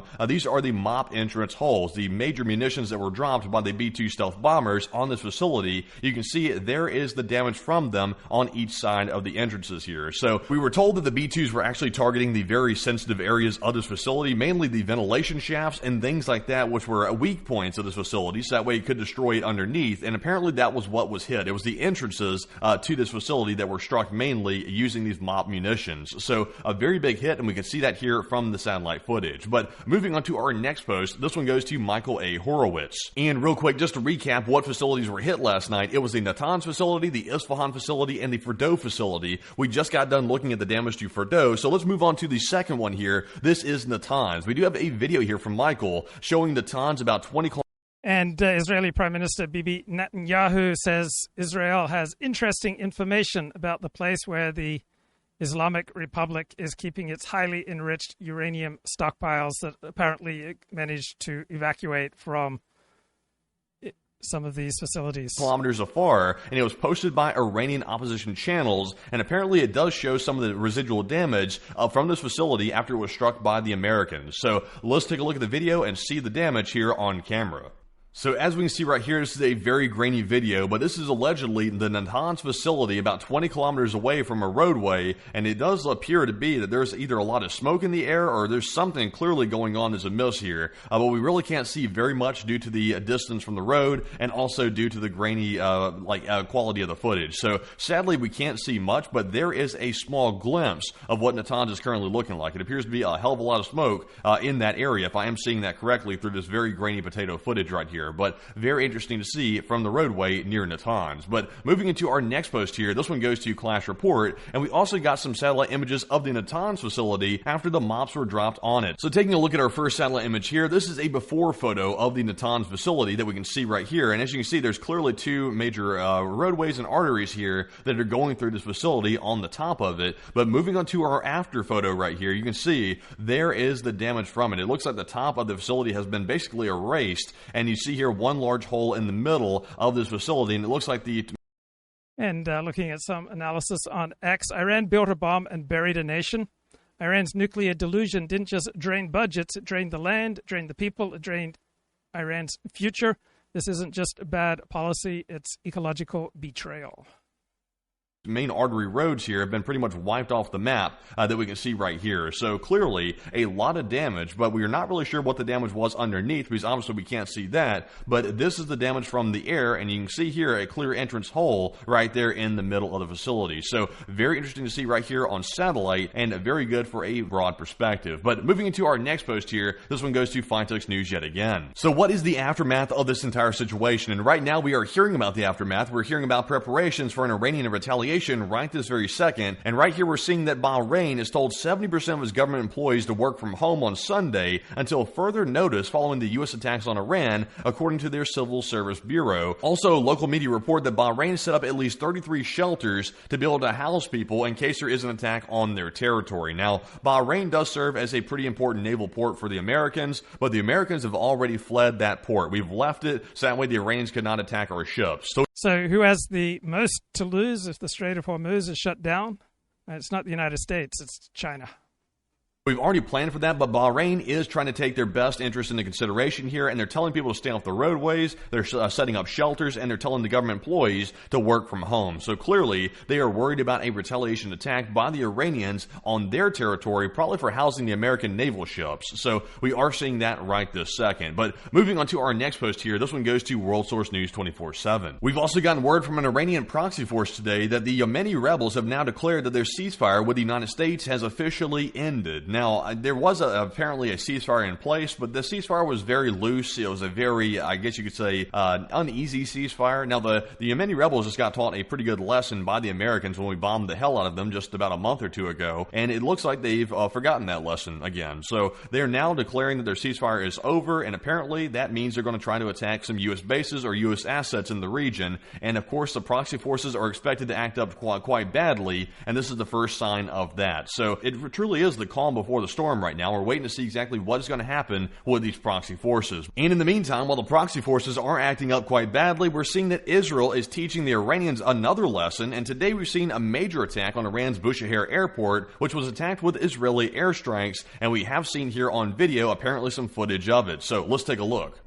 And right there, you see there's the Bushehr airport, which clearly just went up in a humongous plume of smoke and fire right there on camera. That is from Israeli airstrikes that we're seeing on that location. So it looks like the Bushehr airport, which is very close to the Bushehr nuclear power plant, has been gone up in smoke at this point. Of course, we've not heard of any direct attacks on the Bushehr power plant, the nuclear plant, and none are expected as of right now. But we are seeing the airport, which is nearby, getting absolutely hammered and pounded by the Israelis right this second. So a very big attack to note, and a big one to watch as well. But jumping into our next one, this one goes to Fightux News yet again. And we've also gotten word that the Israeli Air Force also struck an IRGC base in Iran's Yazd province, about 1,800 kilometers or so from Israel, according to an IDF military spokesperson. So let's take a look at this footage and see this IRGC base clearly going up in smoke, and also it appears to be that there might be some rocket fuel that went up in it as well. So let's take a look at the footage. And there you have it. Look at that. An IRGC base gone up in blazes right there. And there's also some of that signature orange smoke over there on the left. That does indicate a rocket propellant of some sort that has gone up. And they must have been storing some of that there at this base. They're zooming in right there. You can see some more. There is the smoke. And also on the left, there is that orange smoke, which is extremely toxic. And it seems like the Iranian public doesn't know how toxic that is, because I've seen people drive straight through it when it crosses the road. So I don't know why that is, but apparently the Iranians don't know about toxic propellant. So here you can see right here on the side of a mountain, the IRGC is taking a really bad pounding, and this is in the Yazd province of Iran. We did see that conducted by the Israeli Air Force a short while ago. So very interesting to see. But moving on to our next post here, this one's going to go to OSINT Technical. And unfortunately, we do have some news of Iranian attacks on Israel. And shortly after we ended our live stream last night, the Iranians launched a very large ballistic missile attack on Tel Aviv and populated areas inside of Israel, targeting. So Tucker Carlson sometimes says some smart and courageous things, but he also says a whole ton of nonsense as he increasingly panders to a low IQ audience. Here's an example of his nonsense. Yeah, no, I was on February 20th, 2023. I was attacked in my bed by a spiritual being and clawed and left bleeding and scarred. And do I understand what happened? No, of course I don't. I don't really understand anything, but that did happen to me. I don't care if people believe me or not. It did. And I think it was just a momentary glimpse of something that's happening at all times, which is, again, this war between forces that we can't see, not since we dropped the atomic bomb in Nagasaki, the second one in August of 1945, and decided that we were gods, and the God himself no longer existed. Since then, we have been a secular society, and that's why we're now being destroyed, in my view. I care about this country and what happened to it after 1945. And it's a very clear demarcation line. And it seems obvious to me that nuclear weapons are demonic, there's no upside to them at all, and that anyone who claims otherwise is either ignorant or doing the bidding of the forces that created nuclear technology in the first. All right, that's just silly. Imagine living in a society where the most pressing issue for police is guiding baby ducks to safety.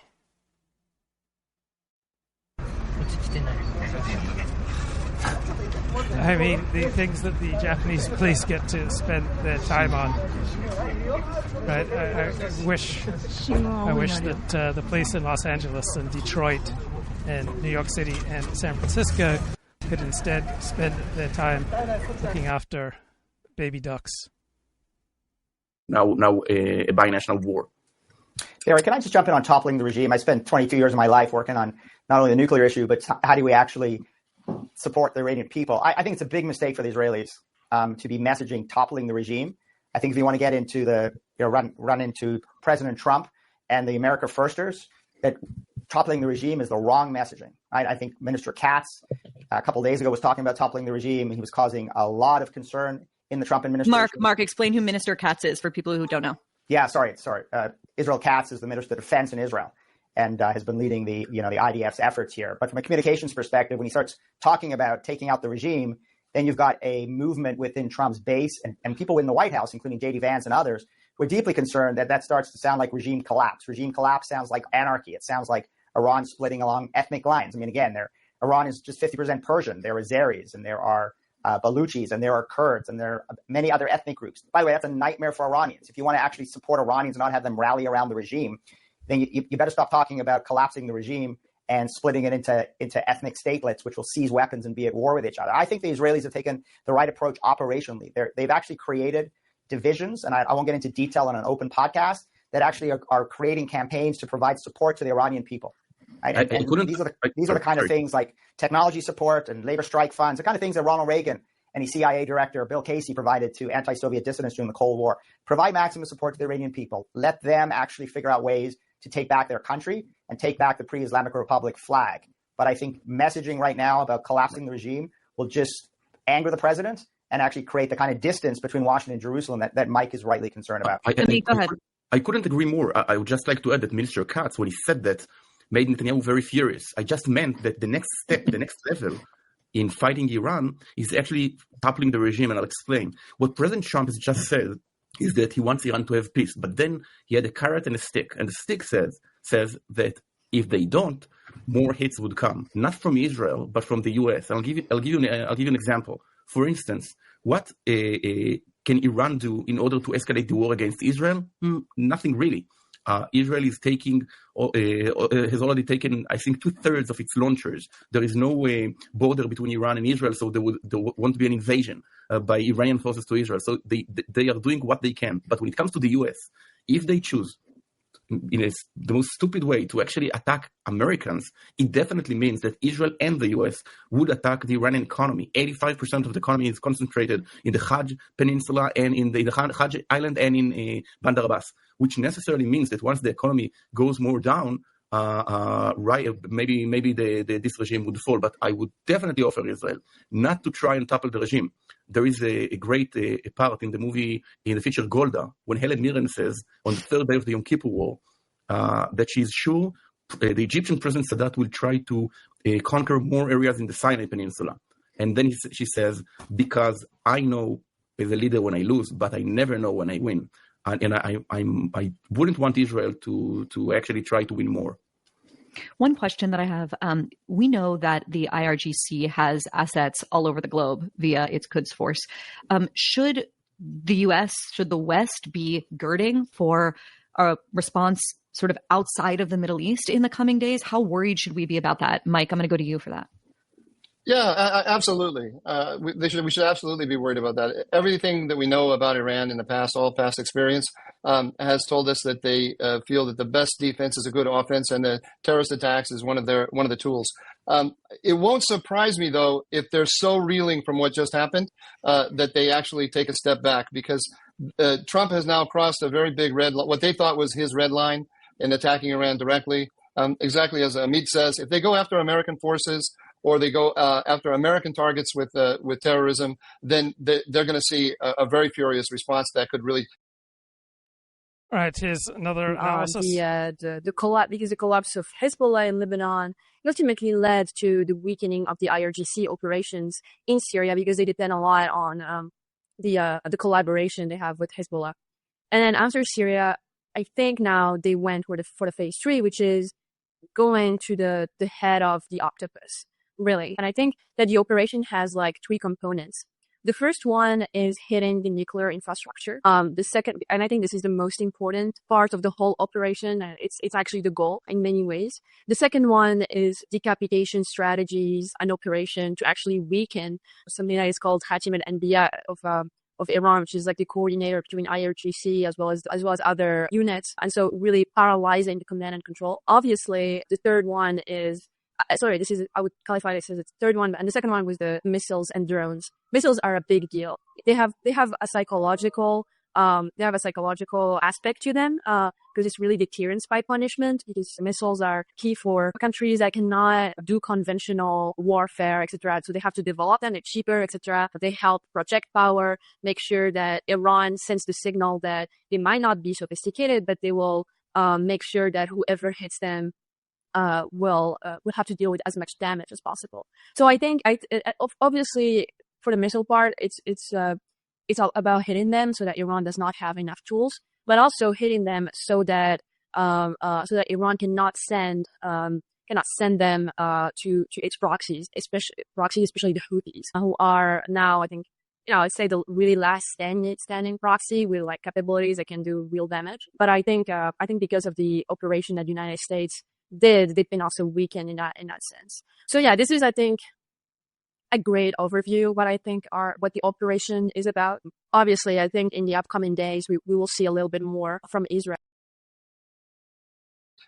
Topple the regime. Right now, until now, they have been focused on keeping America out of the conflict. Now they have to focus on preserving the regime and preserving what's left of their ballistic missile program. Those are going to be their 2 primary goals. They'll make a lot of fearsome noises, and they may do a couple of fearsome things, if only to show domestically that they're still the fearsome creatures that they have always said they were. But a lot of their charisma, if you will, a lot of their reputation for fearsomeness has just been destroyed. Again, this isn't the beginning of a new Middle East.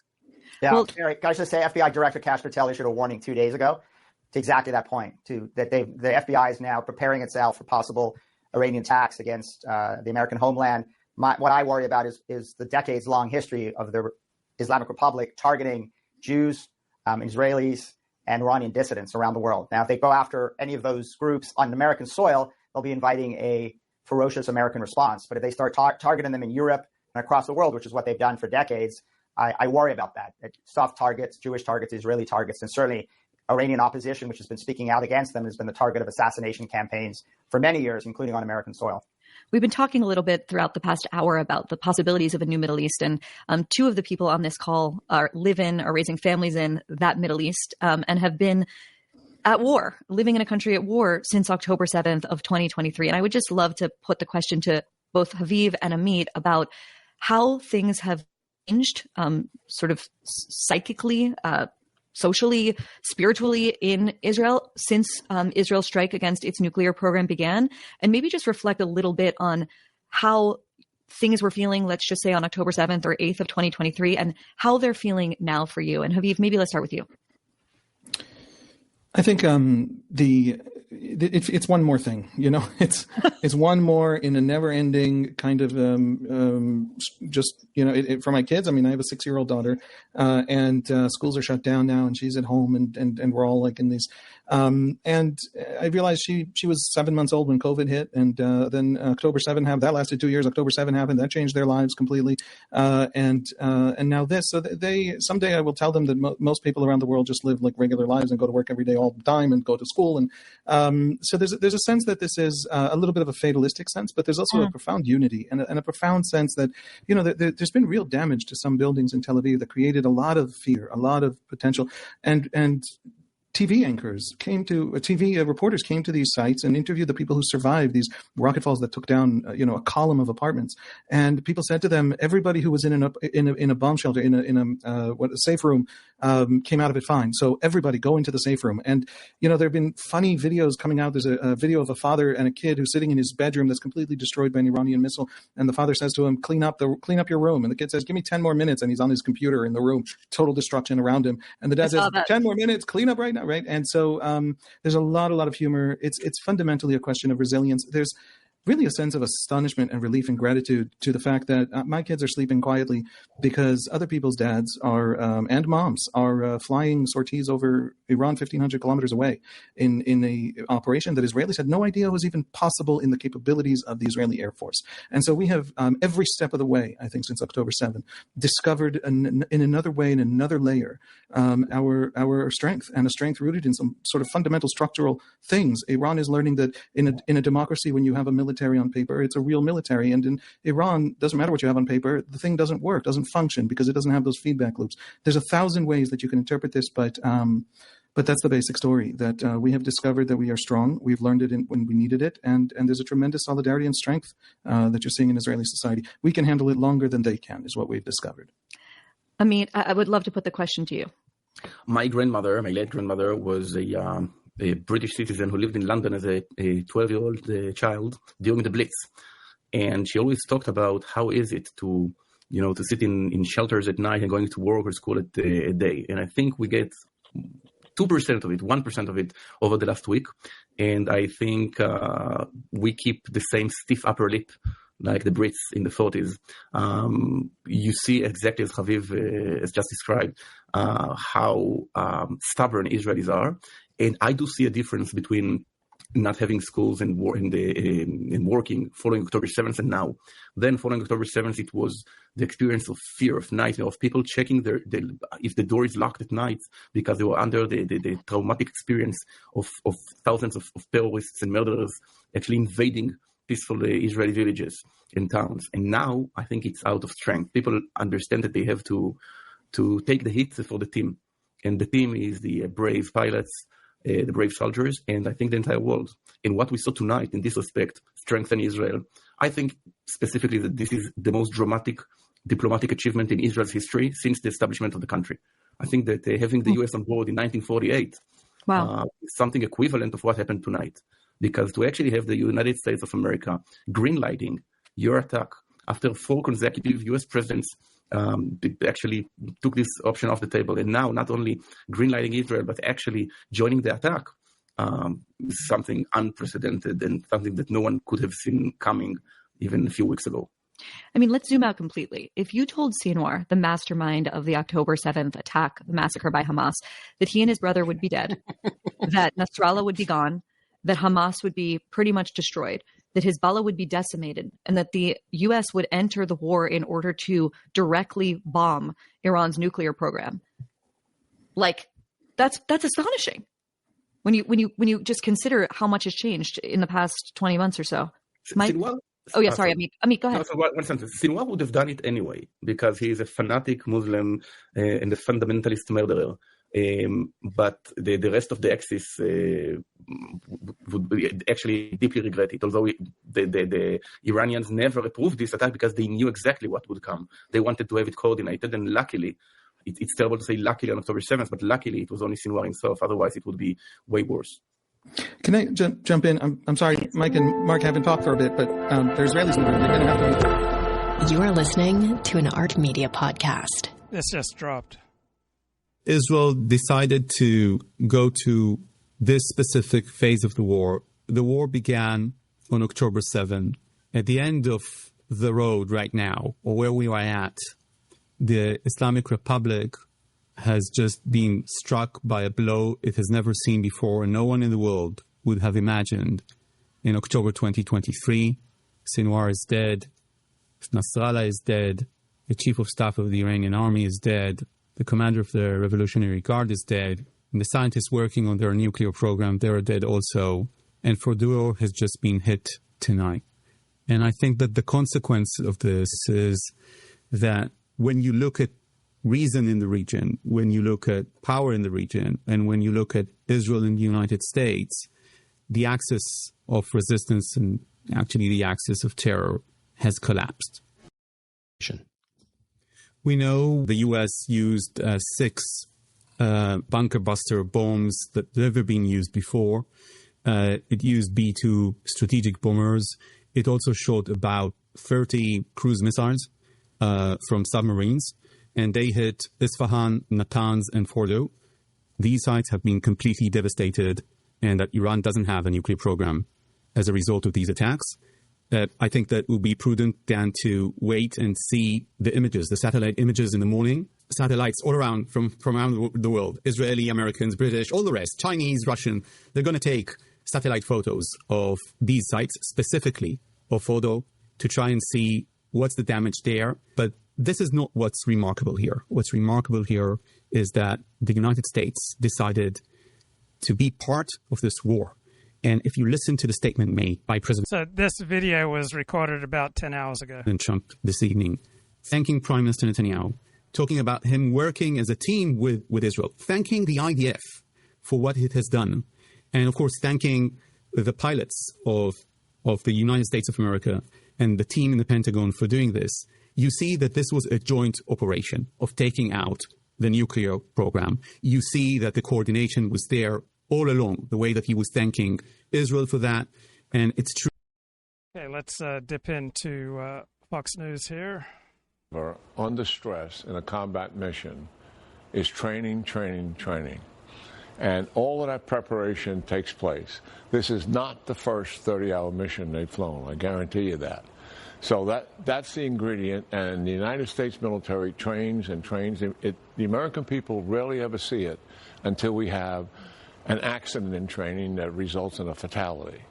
So yes, this is an extraordinary performance. And what separates us, and it's been said here today, from all other militaries in the world today, and what makes and defines us as a military superpower is our ability to project combat power any place in the world, to go to any continent, whether it's by air, by sea, or we take our troops by air and by sea. No country can project that combat power, air, sea, and land, all over the world. And the powers that had military superiority in the past were able to do that. The means were different, but it was true for the Romans, it was true for the Brits in a couple of centuries, and it was true for the Germans during World War II. And post-World War II, it has been us, all of these many, many years, and we keep getting better at it.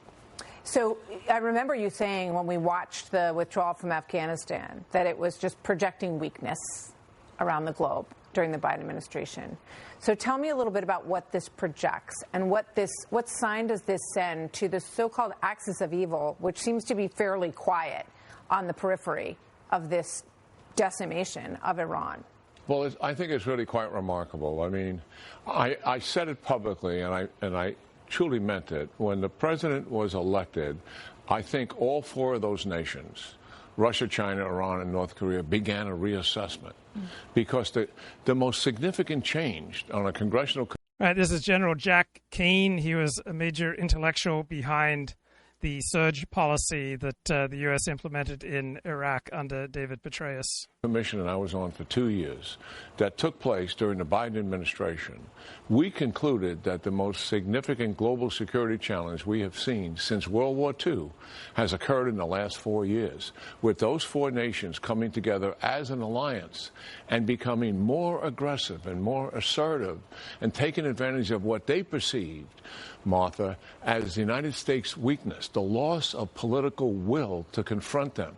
So it's not isolated that Russia invades Ukraine. It's not isolated that the Iranians attacked us 350 times in our bases in Iraq and Syria. I mean, I have difficulty actually saying it.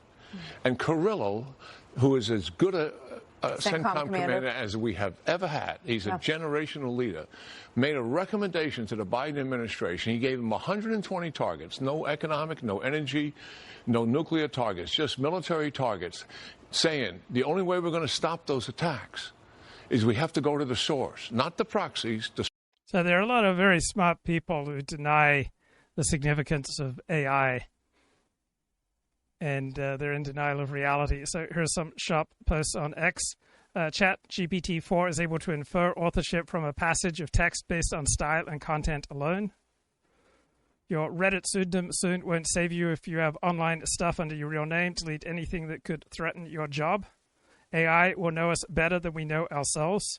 It will soon be very hard to keep secrets. Source. They rejected all of it. They left the administration with the Suez Canal essentially shut down and the Red Sea shut down. And they were firing at Navy ships with ballistic missiles. Right. We nearly lost a ship. We missed the first shot at the ballistic missile, and we hit it just a second or two before impact. We had 300 troops on that ship. Can you imagine this? This is the United States of America. And we would take it. Enduring this incoming. Just imagine posting under a pseudonym online 5, 10, 15, 20 years ago and thinking that you could stay pseudonymous forever. Over and over and over again. And I have to say, I'm struck by, and I heard it all day long, this idea that, now we're at war. I keep thinking, Iran has been at war with us.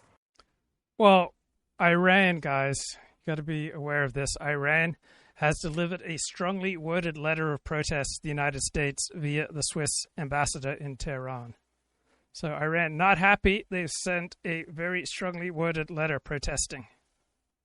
For a decade. We just haven't been engaging in No, I have to correct you. I don't like correcting you in front of this loving audience that you have. Please do. But it started in 1983. It goes back way further. Marine barracks, they blew up. That's right. 2 embassies, Kuwait and the U.S. Embassy in Lebanon. Then in the 90s, Khobar Towers. And then during the war in Iraq, their scientists and engineers developed an advanced IED that focused on U.S. troops. They designed it. It wasn't the thing, planted underneath the dirt in the road and blow up a vehicle from the... It took down... All right, funny bit here on Axios. We didn't press the U.S. to join the war, says an Israeli official. We were careful not to create the impression that we are dragging the U.S. into a war, but luckily for us, God hardened Pharaoh's heart, meaning Iran's supreme leader Khamenei, acted like an idiot and refused any proposal from the United States. M1 Abrams tanks, our Bradley fighting vehicles, it took down anything that moved on a road, and they said, focus on Americans. The official death toll is 603. The last commander we had in Iraq, I asked him, what do you think, based on your judgment? This was General Lloyd Austin, who became Secretary of Defense. And he said, Jack, I think it's actually close to 2,000. Is my personal assessment of what took place. So they've killed thousands of us for all of these years. I'll tell you what, I actually got emotional over this attack because we finally have some sign of retribution for them killing us for so many years, and we just kept taking it on the chin. Yeah. And we finally got back, even just for ourselves. Now, stopping a nuclear weapon, absolutely. Danger to Israel, danger to the region, danger to America, danger to Europe. All of those things are primary. But I had this personal thing that has finally been done, and it needed to be done. And I heard that in the voices of some veterans who were subject to those attacks or who lost their friends and could never understand why we did not retaliate against the Iranian regime, who was beating us up all over the place and wounding and sending people home, in caskets. And there was no response for such a long time. I want to ask you, because I thought it was very interesting this morning that we heard from the new chairman of the Joint Chiefs, and we also have heard a lot about General Kurilla, the CENTCOM commander. Your thoughts? Right, here are some thoughts on America's use of this ordnance penetrator. The massive ordnance penetrator was conceived 2 or 3 administrations ago. So the idea that we're finally using it is about time. We have cycled our forces through the Middle East so many times, particularly the Navy and the Air Force and the Army's air defenders, that it really impacts our readiness. So actually doing this strike now, there's a path through to not being so critically involved in the Middle East all the time, because we've removed the number one threat to Middle East peace, the Iranian nuclear program. Now, as Mr. Albright said, more work is needed, but I think this is a very big first step, as General Kane said today.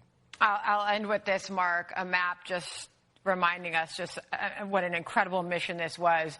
When you look at the distance, those B-2 bombers flew from the Whiteman Air Force Base in Missouri all the way to Iran to carry out this mission. And it is just incredible, the power of our U.S. military. Mark, thank you so much for joining us. Appreciate it. Truly a historic moment for the Middle East. But seeing this happening, considering the opposition in the United States, considering the odds and the fact that this is a major decision for a U.S. president with American interests across the region, American soldiers and bases in the Middle East and in the Gulf states, to see this happening, this is really history in the making. This is a moment like no other. Amit, Nadav talked about how this was a joint Israel-U.S. operation, and of course, the President Trump made that clear that by praising Israel and thanking Israel for what it has done so far. But to what extent was Israel involved in this specific operation tonight?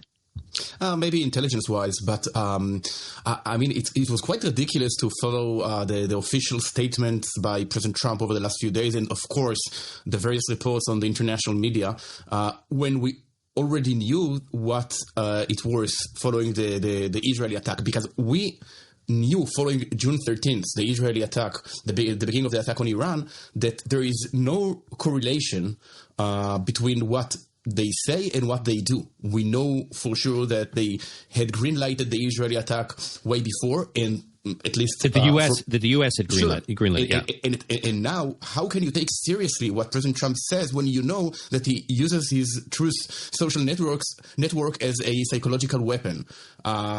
Because he said, meaning when he was talking about 2 weeks and time for diplomacy and all that, was all. You're right.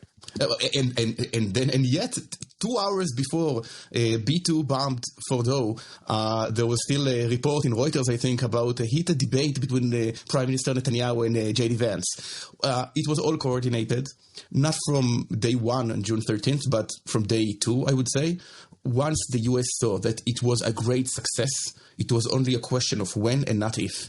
And all the process that we have seen over the last few days was not whether the U.S. attacks or no question, but how to evacuate as efficiently as possible the U.S. Military staff and diplomatic staff from the Gulf, etc., etc. So it was written on the wall, and it happened.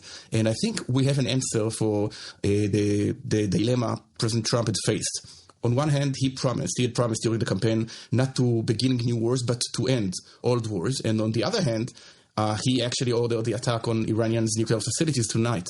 And I think what President Trump has just said in his speech a few minutes ago is that this, in his opinion, this is the end of the war. He has no plans to further attack Iran unless Iran chooses to attack the U.S. Now, according to the declarations from Iranian state TV, what left of Iran and state TV following the attack last week, they didn't get the memo. They didn't understand the message from the last 2 times in which they chose not to coordinate with President Trump. They had 60 days to negotiate, and they thought they'll just muddle through, and they got the Israeli attack. And then they refused to talk, and they got the American attack.